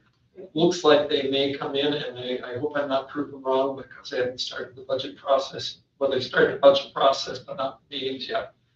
And I know Tom's been going to those meetings, and I've attended on Monday. I'll talk about that at the end with additional items. Are we ready to open up questions or? Okay, thank you. Rick, did you have something? I only have a concern, and the concern is on what we're gonna do. Are we gonna meet about account codes? Because there seems to be so much, I don't know how you even want to put it, but questions that keep erupting about the different count codes, where they're coming from. We get the count codes from the finance department. So those are the only tools we have. So we got to build our budget using those account codes, and those always seem to be under attack. Like we're doing something wrong. Why are we putting it there? Why are we doing it there? We're doing with what we got, the tools we have. So is there any talk about, as we get into this budget, what are we doing with the account code? So everybody has the same, everybody's playing the same ballgame.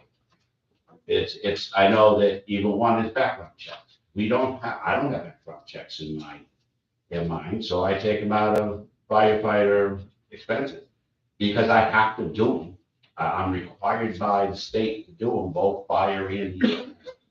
And it goes on and on and on. Even wage, I only have so many that I've got. So are we going to have a conversation about the account codes? Well, can I address that?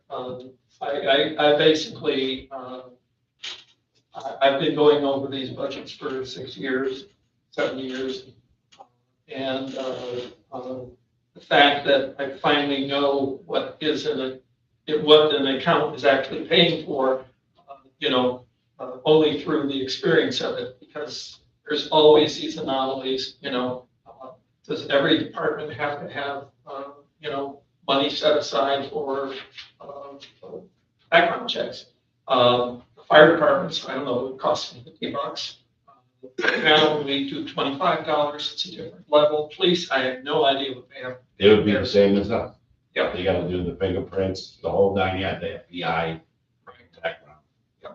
So, if we're gonna change these around, it's going to make it a little bit harder to do year-to-year comparisons. In terms of our corporate learning now, you know pretty much what's in the code and what it represents.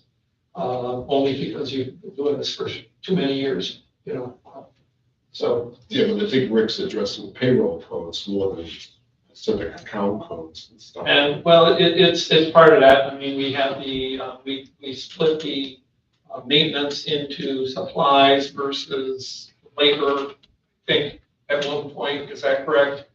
Yeah, and that's what we're struggling, we're just trying to figure out those balances, because before we had bike apparatus maintenance. Now, 2 years ago, we switched so that we have what is supplies, what actually goes to a repair shop. So we're breaking those out. Before, we always had it combined with the other. And you get into things like office supplies. We have office supplies, but if you buy a chair, then it should be office furniture. I know, so also. And background checks shouldn't be an office supplies. I call probably the driver in that. Okay. And I'm very honest with it. I mean, come from a business background. And yep. I looked at the weekly payables like a hawk. And I know Rick, since he's speaking about it, he knows I do. And I've identified tires being put in accounts that don't have anything to do with maintenance. Yep. Furniture being put in cleaning supplies. The list kind of goes on. And so I don't think we need to change all the codes. I think we need to maybe put some clarity in a few of the lines so that, probably the best example is that, in Rick's department is a little unique because it does have it separated, is that, maintenance, vehicle maintenance and service is tied to a provider that gets a 1099 from the town. So if you do maintenance on a vehicle, or you buy stuff for maintenance, like you probably do, which I know he does, it can't go into that maintenance line because it needs to be done by an individual separate from the town. Because that's how it's been set up. So you'd be better off with, like Rick has, he has a maintenance line and he has a maintenance service line. Right. So if it goes to an outside vendor, it's hooked to a 1099. And if it's not, it can go into another line. I mean, if he buys tires, it doesn't need to go into the service line unless someone actually buys it and puts it on and there. So, and I've seen it in the police department as well, you know, we bought a good deal on tires.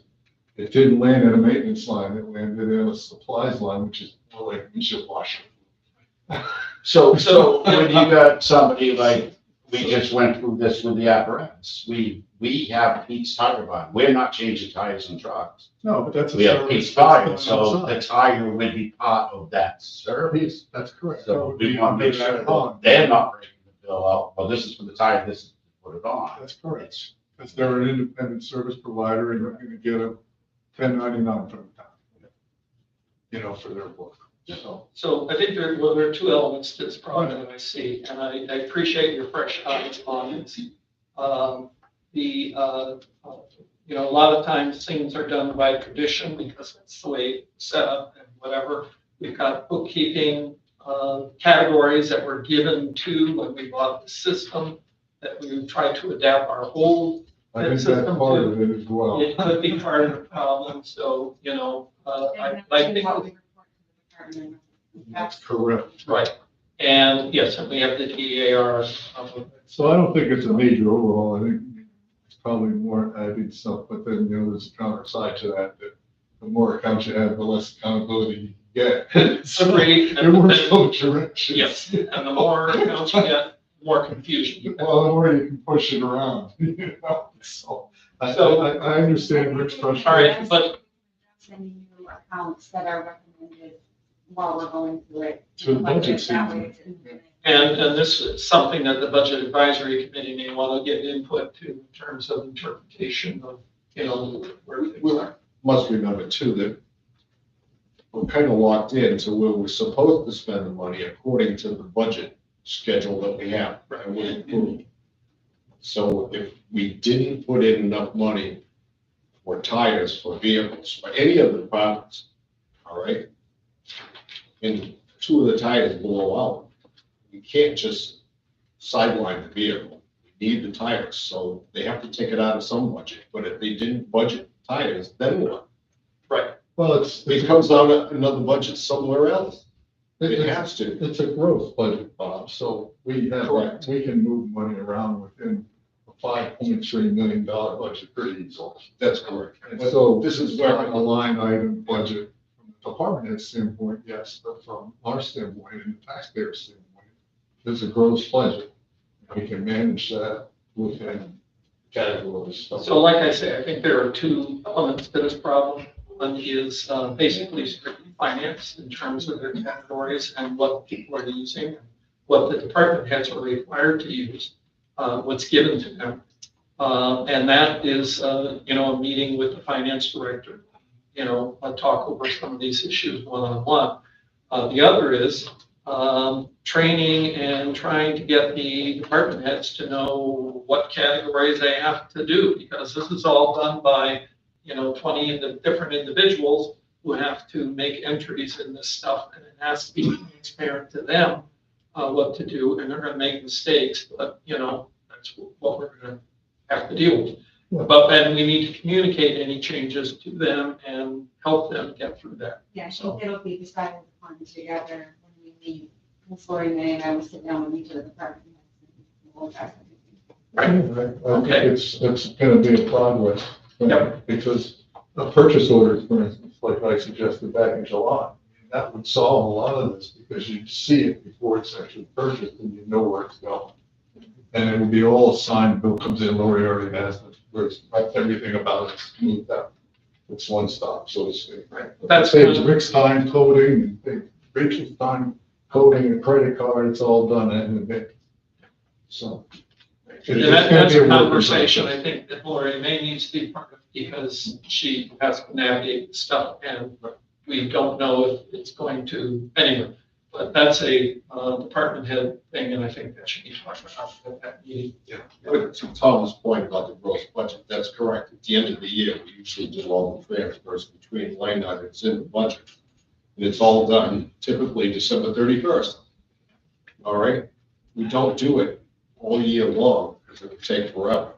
for meetings, just to transfer money from one department to another within the department. And overall, as Tom was right, it's a gross budget. So when we have departments that oversee, let's say, fire, emergency management, building, right? Sure. There's three budgets. Between the three, they're all under the same department head. By the time the end of the year comes, it's the gross budget for the three departments headed by that one person. So at the end of the year, it's gonna balance out. One is overspent by 5, he's underspent by 5 in another one. So Tom is correct to the point, it is a gross budget, and it's how it works out at the end of the year, and the transfer is required. And also, one thing I noticed when they have made those adjustments through the year, it distorts the budget, and it's hard to read and know where you're at in terms of spending. But suddenly you have a changed numbers there, and it confuses people, so, all right. All right, Health Trust, the Meeting House Church Agreement. We had that by request, Roberta had asked, we have that turn on the second. But maybe we can, if she wants to press something on there. Right, so I did that for request, and. Has everybody looked at the charter? Yeah. On the meeting, it was really section 8. Right. I have to be honest This with is you. 8, I just I got started this. to read it and I fell asleep. So I haven't gone back to it. Matter how you read section 8 within that. The point is, that Yeah. and as Roberta pointed out, it's really not up to us to make a determination as to how to interpret this. This was voted in by the voters themselves. They voted in this charter, this lease agreement in 1964. Yeah, 64 town meeting. Say,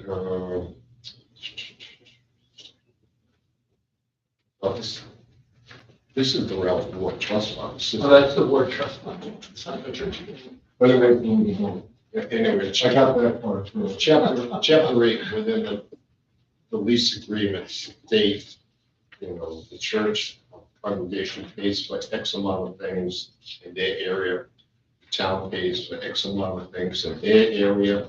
They split up the electric and the heating based on the percentage of the building. And it says further on that after that point, in section 8, there's the rest of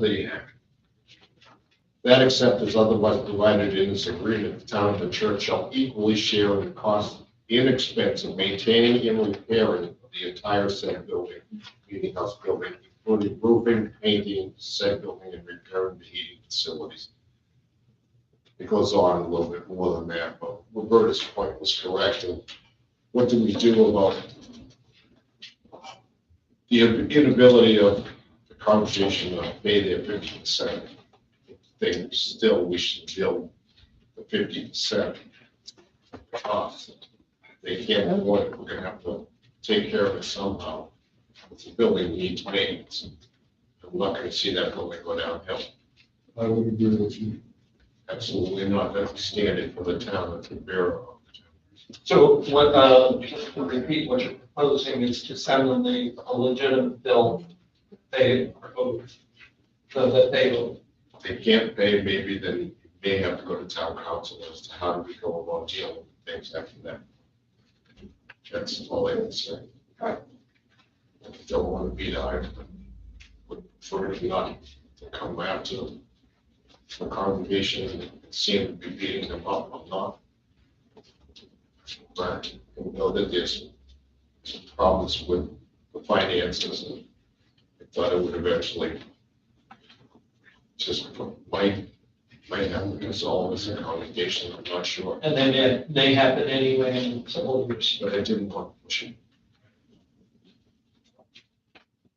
I don't want to push it. Well, just okay, okay. Yeah, sorry, Judy was first. Well, in Ralph's will, have you read that? Yeah, that's the trust. We've read the trust. I read the trust agreement. It is my intention that my trustees use the income from this trust to defray the costs and expenses associated in maintaining and keeping the church meeting house building in good repair and condition. I'm not going to read all of this.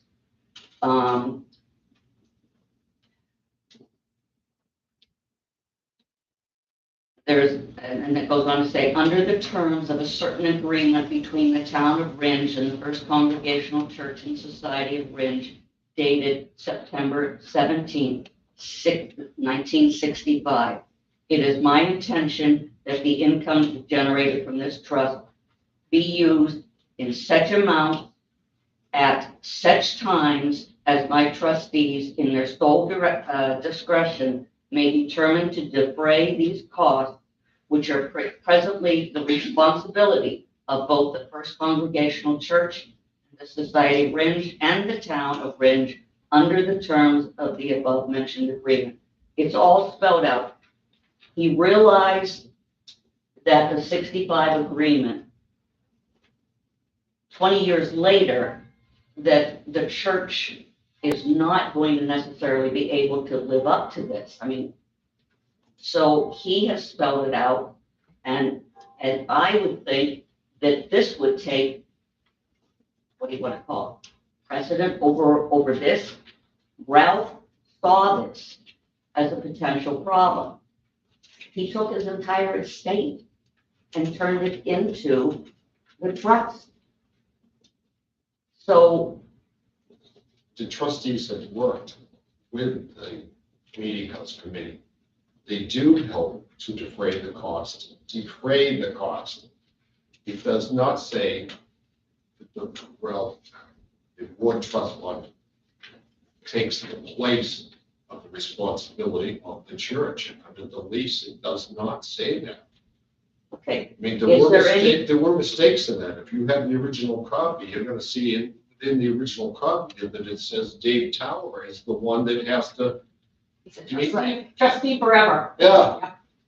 So if Dave Tower doesn't even live in town, he may not be capable of doing it anymore. So that trust had to be modified by the trustees. They requested to have it modified so that place Dave Tower's name with town moderator. So it was not a perfect writing of things, even though a lawyer did write it. I think I know which lawyer wrote it. Yeah. I think the will does spell out the intent of Ralph Warren. I don't think this can absolve the church of the responsibility, but in the past, he knew that there's sometimes the town had money and sometimes the church had money. And a lot of times the church bailed the town. So this would be a way to maybe regulate things in the future. When the church didn't have the funds, maybe the ward trust could be used for that. I don't know. I do have copies here for the other selectmen if they. I know. Okay.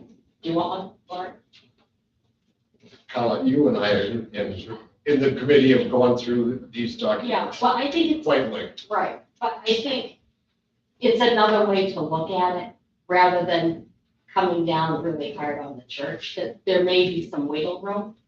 That's why I said we might have to leave it to town council, but at least submit a bill. Leave it to town council, make a determination as to what to do. Right, and they have made a partial payment.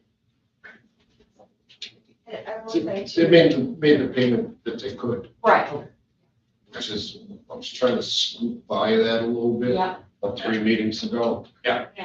Caught that. I thought it had worked, but it didn't work. Yeah. Lori, did you have? Yeah, I was just gonna say that part of getting the grant funds to the 90,000, like they looked at the agreement and the relationship that we have with the church. So that seems like it would be shared funds, right, for the town and whoever. So I don't. Yep. And although the letter of it is giving it to the town and the church, if you have, let's say, look at it from a moral perspective, the amount the ward has contributed is actually puts the church and the ward trust as greater contributors to this arrangement, in terms of their contributions. The trustees have been great. They've been taking flack from the state for 3 years now because they haven't expended the money fast enough so that we can get a Well, we project did this done. year. We did this year. Yeah. Yeah. But I mean, you were hit every single year for the past 3 years by the state. I've got notifications too, and I'm beating up the trustees for not spending the money fast enough. And yet, look at the building right now, save for one windowsill that I want repainted. It looks fantastic. And of course, you have to ask the question, what does it benefit the town to a church if they're contributing something now? And then unless we're going to put a new subway in there, so. Yeah, David. David Drone, how much of that current work was paid for by funds raised by taxation? Oh, it's relatively low. Yeah. My point being that the town has opportunities that the church doesn't to get funds that are not taxpayer raised. It seems like if it's a $90,000 job, you get 80 from the grant or ARC or whatever. We go after them for 40. Seems like a grab. It would seem morally and possibly financially or legally more accurate for them to match the funds raised by taxation. We got as much money as we could from L-chip. Yes. 20,000 from Moose Points. It's coming out of our capital reserves, I think. I think it's about 22. They're coming in 22. So what we're looking for really is like 11. It's not. And they pay great. It's not a horrible. Just, it might be some wiggle room there for all parties. Wiggling for Yeah. Jim first. So, of course, I'm new to this whole discussion, except the last time I was here and came up and said, you gotta send the bill. But there is an order of precedence between what I've just heard. So if the board trust points to a previous agreement, which was September 17, 1965, and that is what's been discussed before about the agreement, quote, quote, then obviously the trust knew about that agreement, and the agreement has the first order of agreement between parties. So the board trust was trying to make sure that that agreement was covered. That's my point. Yep. Yes, he says that's his intention, I think, in that original rule. Carla, did you have something? Yeah, and I think part of the reason we get money too, from the L-chip, is because of the relationship. Because we're unique in this, there's only two left in the state that are church and municipal. So they do add more than monetary things come in different ways. Yeah. I think on this project, is it true that it was a 50-50 matching and the ward trust did about a quarter? And more than that at this point, because over 2 years, the ward trust was now given to this project, 74,000. Right. And what was the L-chip amount? 91. Yeah, But so. now it's come down a little bit because he adjusted things. So now And if we can wrap it up, either of you want to speak, sorry. I would just like to see a financial breakdown of this whole project. That would give clarity to the project. I have seen it. It's in the Yeah, I mean, I'd love to see it over there on the whiteboard. That's what, you know, on paper, whatever. Yeah. How did it come about? Why is one person, why is an individual asking for us, for the church to do half? I'd like to see a financial breakdown. Yeah. Thank you. We'll have that for next meeting. No. Okay. Something you can certainly see a copy of all the same copies. Okay. I'm sorry, Craig. Very, Clark. very quickly, Craig Clark. I just like to recognize that Ralph Ward, and I knew Ralph Ward and Gertrude, were two of the most wonderful people we've ever had. And as a trustee of the trust fund, we also manage Oscar Thrashers. We're lucky in this town that we've had these people donate the money for the betterment of this town. Thank you, Mr. Chair. Thank you. And I think the trustees of these funds, because they've seen to it that they don't let the town overexpend monies. They keep the original monies in there. All the monies that are expended are just gains from the income. Yeah, and I think it's over 300,000 dollars come out of that. It's to benefit the communities. It's a lot of money. The trustees haven't gone through a lot of hardships over the past few years just to keep this thing running properly. You know, you actually have to go back to court to have it changed. All right, last item on the new business, health trust, right, retiree billing approval.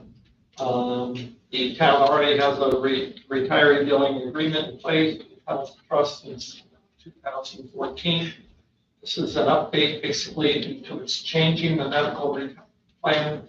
So no language change for dental. So no language change for dental.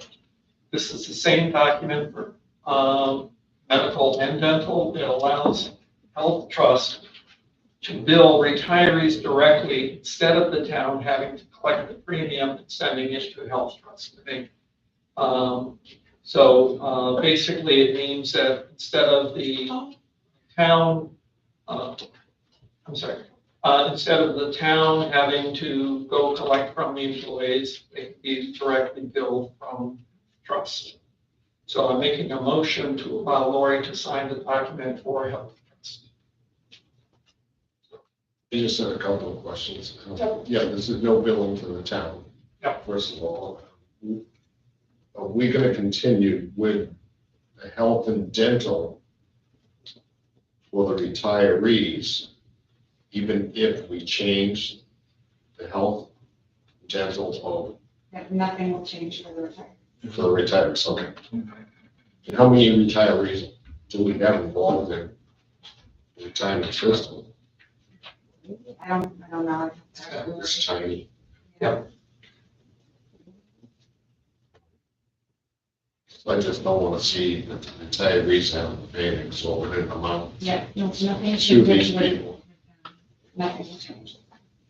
They actually changed that as part of the class. They made some changes in the retirement side policies. That actually better. All right, so as long as the retirees are going to get it. So I made a motion. I'll second the motion. Thank you. All in favor? I'm going to designate a member to sign this. Okay. So, okay. You need a And, motion. Sign over here. right. So I make a motion to have Lori review. I thought that was part of the motion. Make a motion to allow Lori to sign the document for health trust. I'll second the motion. All in favor? Aye. Aye. Go. Okay, so, any other official business? And, we do have, a budget schedule that we did print up, and I think it deserves some discussion. Basically, this is amended for the budget season, and it's not all inclusive of our meetings, but it includes all the meetings up through, January, as regular meetings, and then events that are being held for the budget process. So, And according to this, we've got no meeting on November 20th or Thanksgiving. Won't be here anyway. No, 20th is no meeting unless needed. It is on our regular cycle of meetings. And it could be because that means no Thanksgiving meeting, the 28th. That would mean 3 weeks between during busy time. So November is optional, 20th. Then we have presentations, et cetera. No meeting on Christmas and New Year's Day.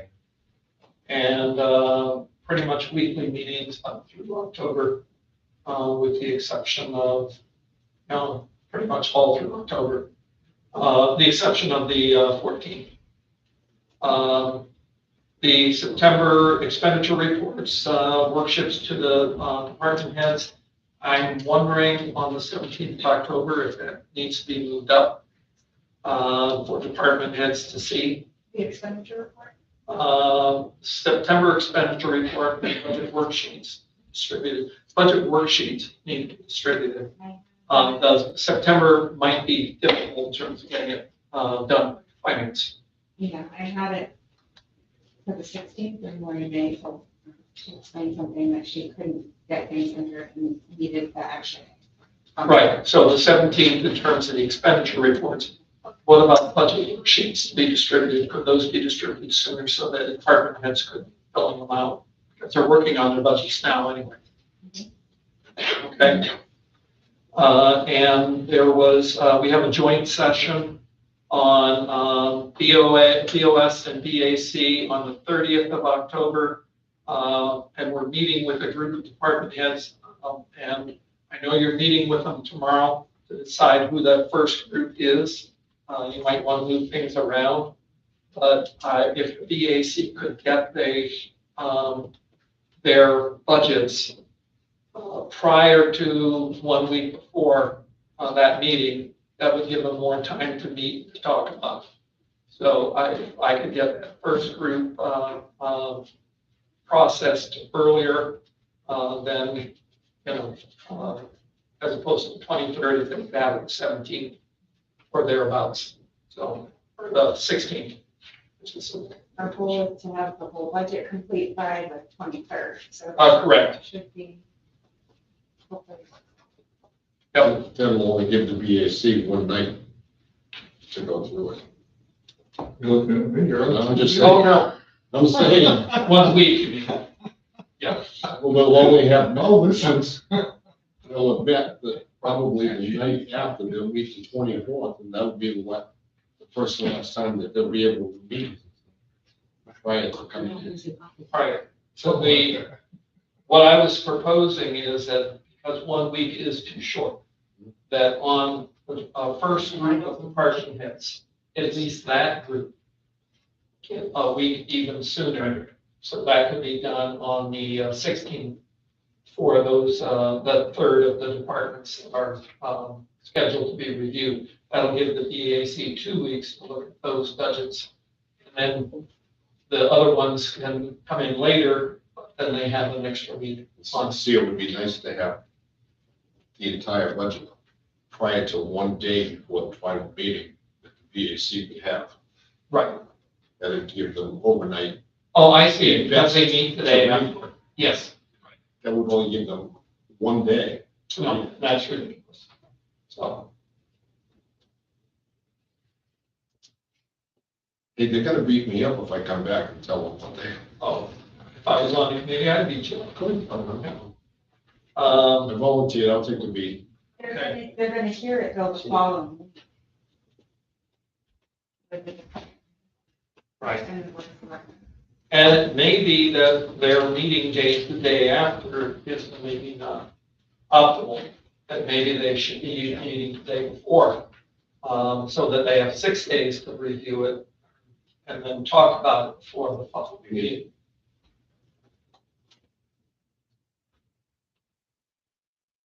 They won't have the budget the day before.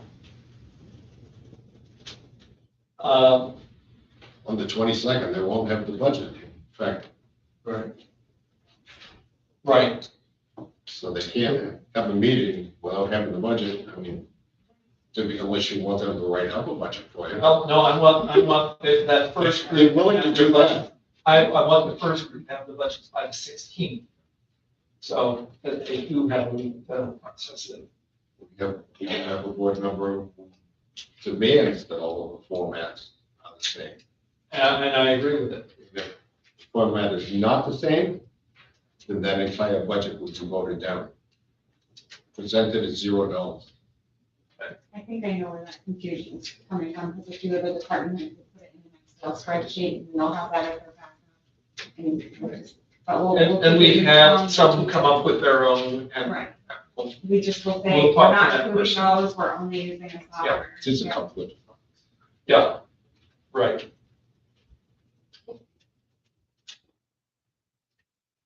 So what do you think about the schedule in terms of what do you think changed right now before we put it on the website?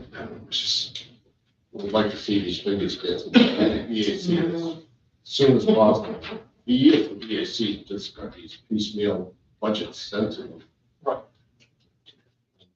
The budget advisory chairman beat me up over 2 years before I could get that squared away.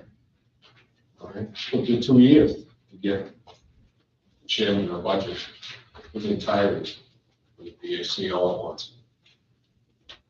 And I'd like to see the same continue with the wages and steps into it. I know I suggested that all employee evaluations become before this even starts, so we have a number. Yep. That's probably hard to get this stuff started. It's a key element to this budget. Since it probably represents 55%. Which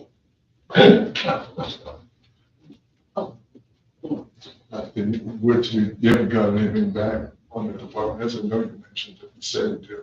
I thought they did an evaluation already this year. I thought some of the department heads had done their evaluation so far. Talked to one. Yeah, I don't know. Have you seen any? No. But we figured we just put everything in as requested, and then once the evaluations come in, you can cut back in there. So in tomorrow's department head meeting, in terms of your agenda, you're going to present this. I think you need to get a sense of where people are at with their budgets and expedite this. And then the message of, we can make it as flat as possible. It's great that, You're already aware of it. I knew they were, but. I think my first email on July. Yeah. Okay. Well, this is our fault, or my fault anyway, I'm not pushing for an earlier time. Let's see where it goes. I think right now, nothing is stone, I think. Okay. We don't have any numbers to work with, so. Right. It's really. All right. I'm wondering if we want to amend this right now so that we have it, so. No, I don't want to amend it. Okay. Anything that we can get pushed earlier, I would try to push it earlier, that's all. Well, you can make your magic. Okay. We're always in a mad scramble. We got like 3 days off. Right. By the way, when is the next budget advisory committee meeting? You know, anybody? Yes. You're on the committee. I have a date, I forget when it is. 17th of October? Yes. Okay. So I thought. So that's the Then I distribution. had numbers to talk about on that day. Right, and basically they're gonna, that's expended, report budget worksheets distributed by the department heads. So, that needs to happen soon. And the BAC usually requests on. Worksheets to be distributed to department heads is what it says. Yes, I know, that's where, we're not getting them back, handing them out, so that needs to happen soon. We probably need to get them. Yeah. Is the third unrealistic to distribute the worksheets? 2 weeks before? Of October? Is it asking too much to get them distributed? Oh, that's right. So it's Well, except worksheet. for the expenditures, yeah, everything's done through the system now anyway. It is. Yeah, Lord, expenditures there, I know what So the as numbers we are. meet with the department, some of them know how to enter stuff in. Andrea, I already have Don's budget, but we'll enter into software. Is it in the correct format? Well, it will be once I enter it into the. Thank you. But again, that was, they would submit Excel spreadsheets and we just Yeah. include it in the. I can see why Okay. it's confusing. All right. So in a sense, this is old language where we're in the 21st century. My motto is less is more. That is true. All right. Good. All right. I got something, Actually, we should all review these, just review the dates with the calendar in front of you. Just make sure every year is at least one. yes. October 12th for me, so. Okay. All right. Fine. Did you get the electric stuff off to David Power or where it was? I did. Okay, so you got your information. And, I did get Rick's report today. He looked, it was sitting here on the table. Yeah, I handed those out. So, I did ask him 2 questions back on the 11th. How many of these are counted as 2 responses and how many has he built? If you could follow up on that for me tomorrow. I did copy you on my email to him.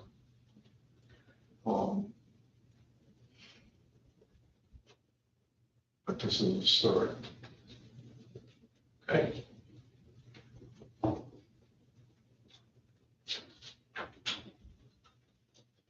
All right, I don't have anything else. All right, thank you. Also, Informational items, communications updates. We're talking about updating camping ordinance. Rachel's not here and I haven't seen the amendment, so we'll address that. It does have to go on the warrant. Oh, I know it has to go on the warrant. I want to basically get us to see it, make sure it's in the right condition and has to be approved by us. If it's going to be a town warrant. Is there any update? There is none at this point apparently. So we're gonna, Just that it has to go to where it goes. Right. But I talked to her today and yesterday, but we didn't talk about this, I'm sure. So we'll find out, and when it's ready, it'll be ready. Anyway, I went to the school board meeting, and these are my notes. That basically they are, it was about, we had a present, first of all, they talked, about elementary schools and their conditions, but the main interest was the CTE, which is the Career Technical Education edition that they wanted to put on. They had eliminated the cosmetology because of not necessarily the need wasn't there. It was, it cut costs, and it was one that they felt they should cut if they're going to cut anything from the project. Because the project was looking at about 27 million, 26 to 27 million as of this date. They basically are looking at culinary arts, public safety, and construction trades. Construction trades, one good addition is that currently they have now, it's largely framing, but they're introducing plumbing and electrical. This would give a person who might be going construction trade, find out if they have an interest in plumbing or electrical before they commit to a career path. I mentioned earlier about they had mentioned that renovation would be more expensive. I called them, and didn't get a real answer. They haven't searched, but it basically, I also asked about, and Bob had made a question, so we had a couple good questions. You were there, and Cheryl had some really good comments also. She's not here, but I think There were some very good questions. But I asked about a breakdown between equipment versus building and installation. So, For ventilation. so anyway, we went to the building. Did you want to add anything, Bob? You listened in on it when you were able to log on. Oh, by the way, we didn't get in until like hanging on the window. There seems to be a problem with school board meetings. If you go there, you can't get in the building. And if you go there via Zoom, you're not recognized for over a half an hour to get in. So I don't know when you go on Zoom that you can actually attend the meeting. As I signed on prior to 6 o'clock, and I waited for almost a half an hour, and nobody ever let me into the meeting. All right? So I gave up. I emailed to Charlie. I said, Charlie, I give up. I says, I've been waiting for 23 minutes on hold here to get in on the Zoom meeting. And he wrote back, he says, oh, it's online now. We were delayed by 6 minutes. The meeting started at 6:30, to be fair, but, so. I was told it was posted at 6. Yeah. I think it's variable, Bob. Well, there was a. I walked right into the last one I went to, someone sitting right there, and she says, you're the school board mayor. I said, yeah, I walked. Yeah, well. But I have knocked on the door a few times in the gym, but. Anyway, I did get in. I got in, I read the presentation prior to getting onto the Zoom meeting finally. I did finally get in, but I didn't get in until 7:55. And the presentation was already over, so I didn't even hear the facts and figures. I heard the questions. Cheryl McCabe asked many great questions, and then Claudia jumped in and she asked some many great questions, and then Kyle jumped in and asked some great questions. I was able to write in and ask questions about on-the-job training and internships and journeyman type courses through the unions to get people trained. And basically it was, oh, that's a great question. Next, Well, that's a great question. The whole, I support the vocational thing, but I think, it's redundant in the fact that Messina has one, Peterborough has one, Keene has one, and there's no, common overhead numbers to that. They're all bearing the same costs in each district, and it's just kind of confusing to me, that they all don't get together and do it in one central location.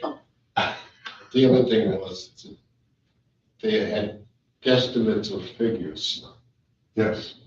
And there is a grant that is available, but you're only competing against all the other towns in the state.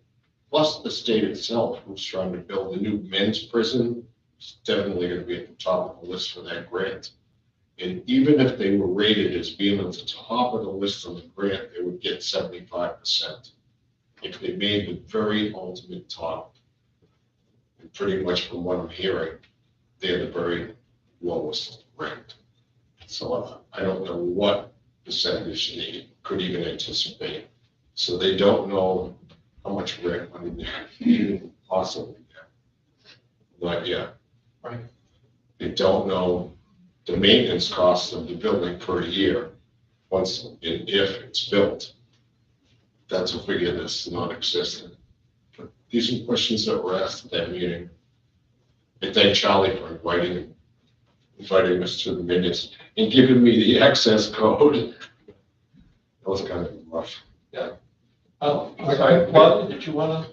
Yeah, one of the things about this $27 million budget, which is the beginning of the budget, is when I asked how many students would be going through the program, only 50 students per semester.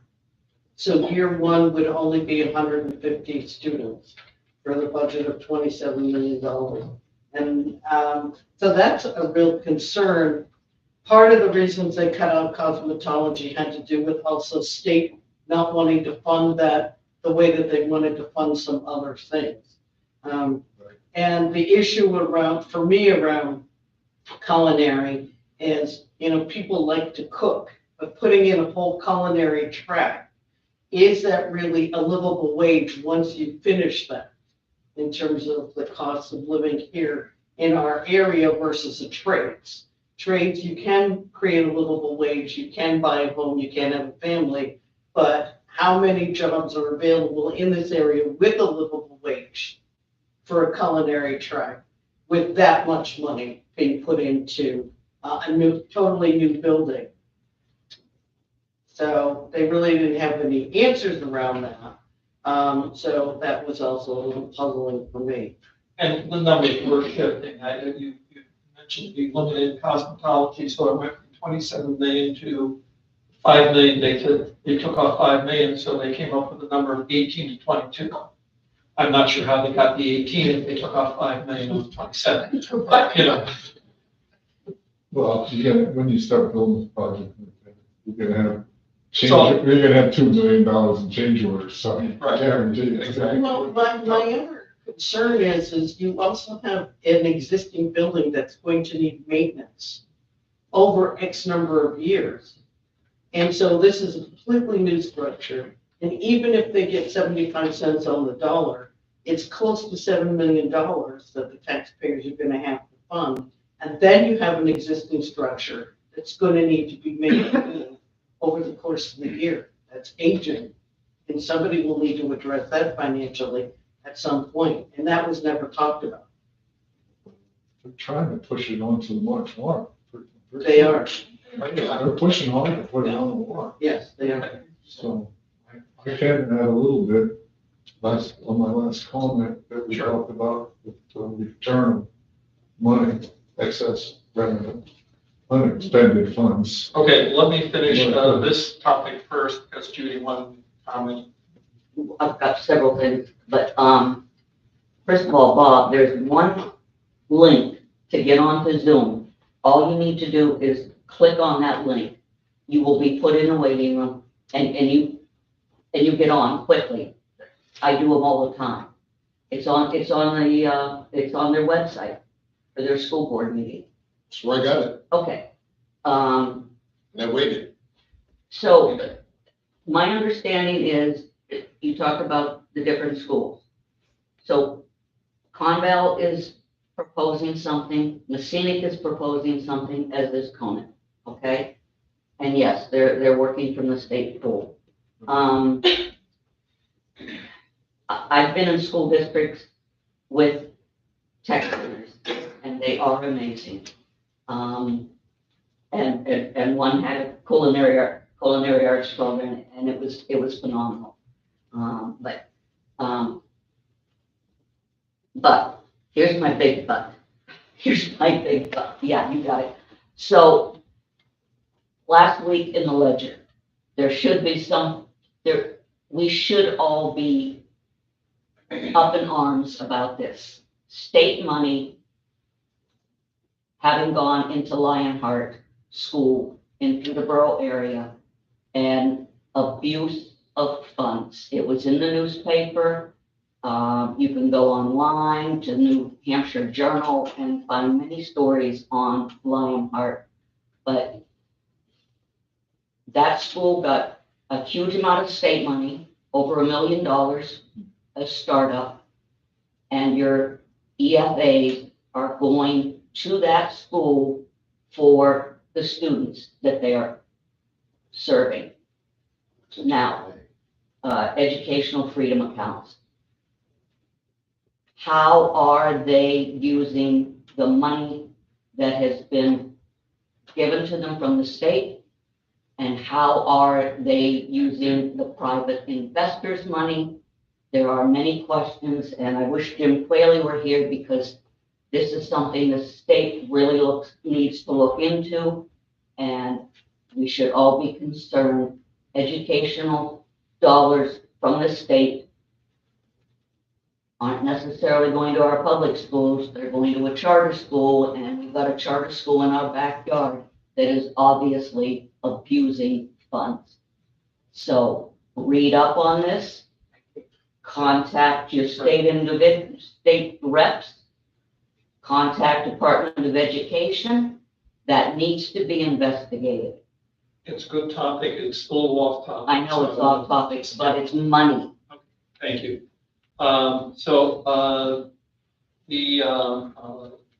Anyway, I wanted to, this is just my report on the school, budget, meeting. CTE. Or CTE. So, do we have anything else? Because we have, we'd like to adjourn at some point. Yeah, I was just gonna say that. Oh, yeah, I'm sorry. Charlie followed up the details of the refund.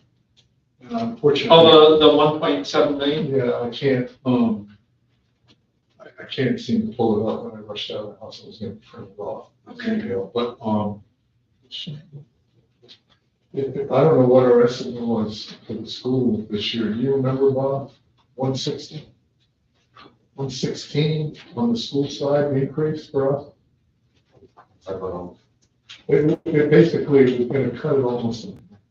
Which is a good thing. Yeah, and Jeffrey was in a similar range, 40%.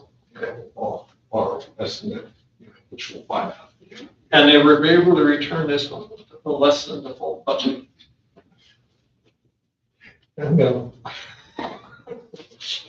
so, again, what he said, the full budget doesn't help anybody, but I can agree with him. All right. Is this related, Dave, or is this a new topic? New topic? All right, because we're basically, this is more citizens forum. This. No, just acknowledgement of, some town businesses. Okay. So about 10 years ago, the town acknowledged they had too many properties that they had taken back taxes and started a long, sometimes painful process to whittle that down, auction it off. At that time, I thought the town compromised it very well, cashed out extremely well. Very surprised they got, and some of those properties today, one of them closed in the past 3 weeks for $1.9 million. So getting back, it's painful. You were on the board, Bob, at the time. As painful as that process was, they're back on the taxable, and another one's at 1.3 on the market. So okay. They did go on, mission accomplished, and well done. A lot of work. So that worked out. So a lot of those properties have been languishing. I think we had some of them almost 20 years at that time. So it was well done. It was a long process, but Overall, we had in well over $500,000. which I thought was excellent at the time. And Those properties all went back. Yep. And they're still positive. And by the way, the tax rolls are up by about 200,000, which will help reduce our rate, tax rate, and about 100,000 for vehicles because of we're buying more expensive vehicles. Anyway, meeting adjourned. All right. All right. Oh yeah, we have a non-pub. You want a continuation? We have, it was she brought in like item. Yeah, and it's hopefully the short. Just like side. And Claudia, when I see you, I never forget your name. There you go.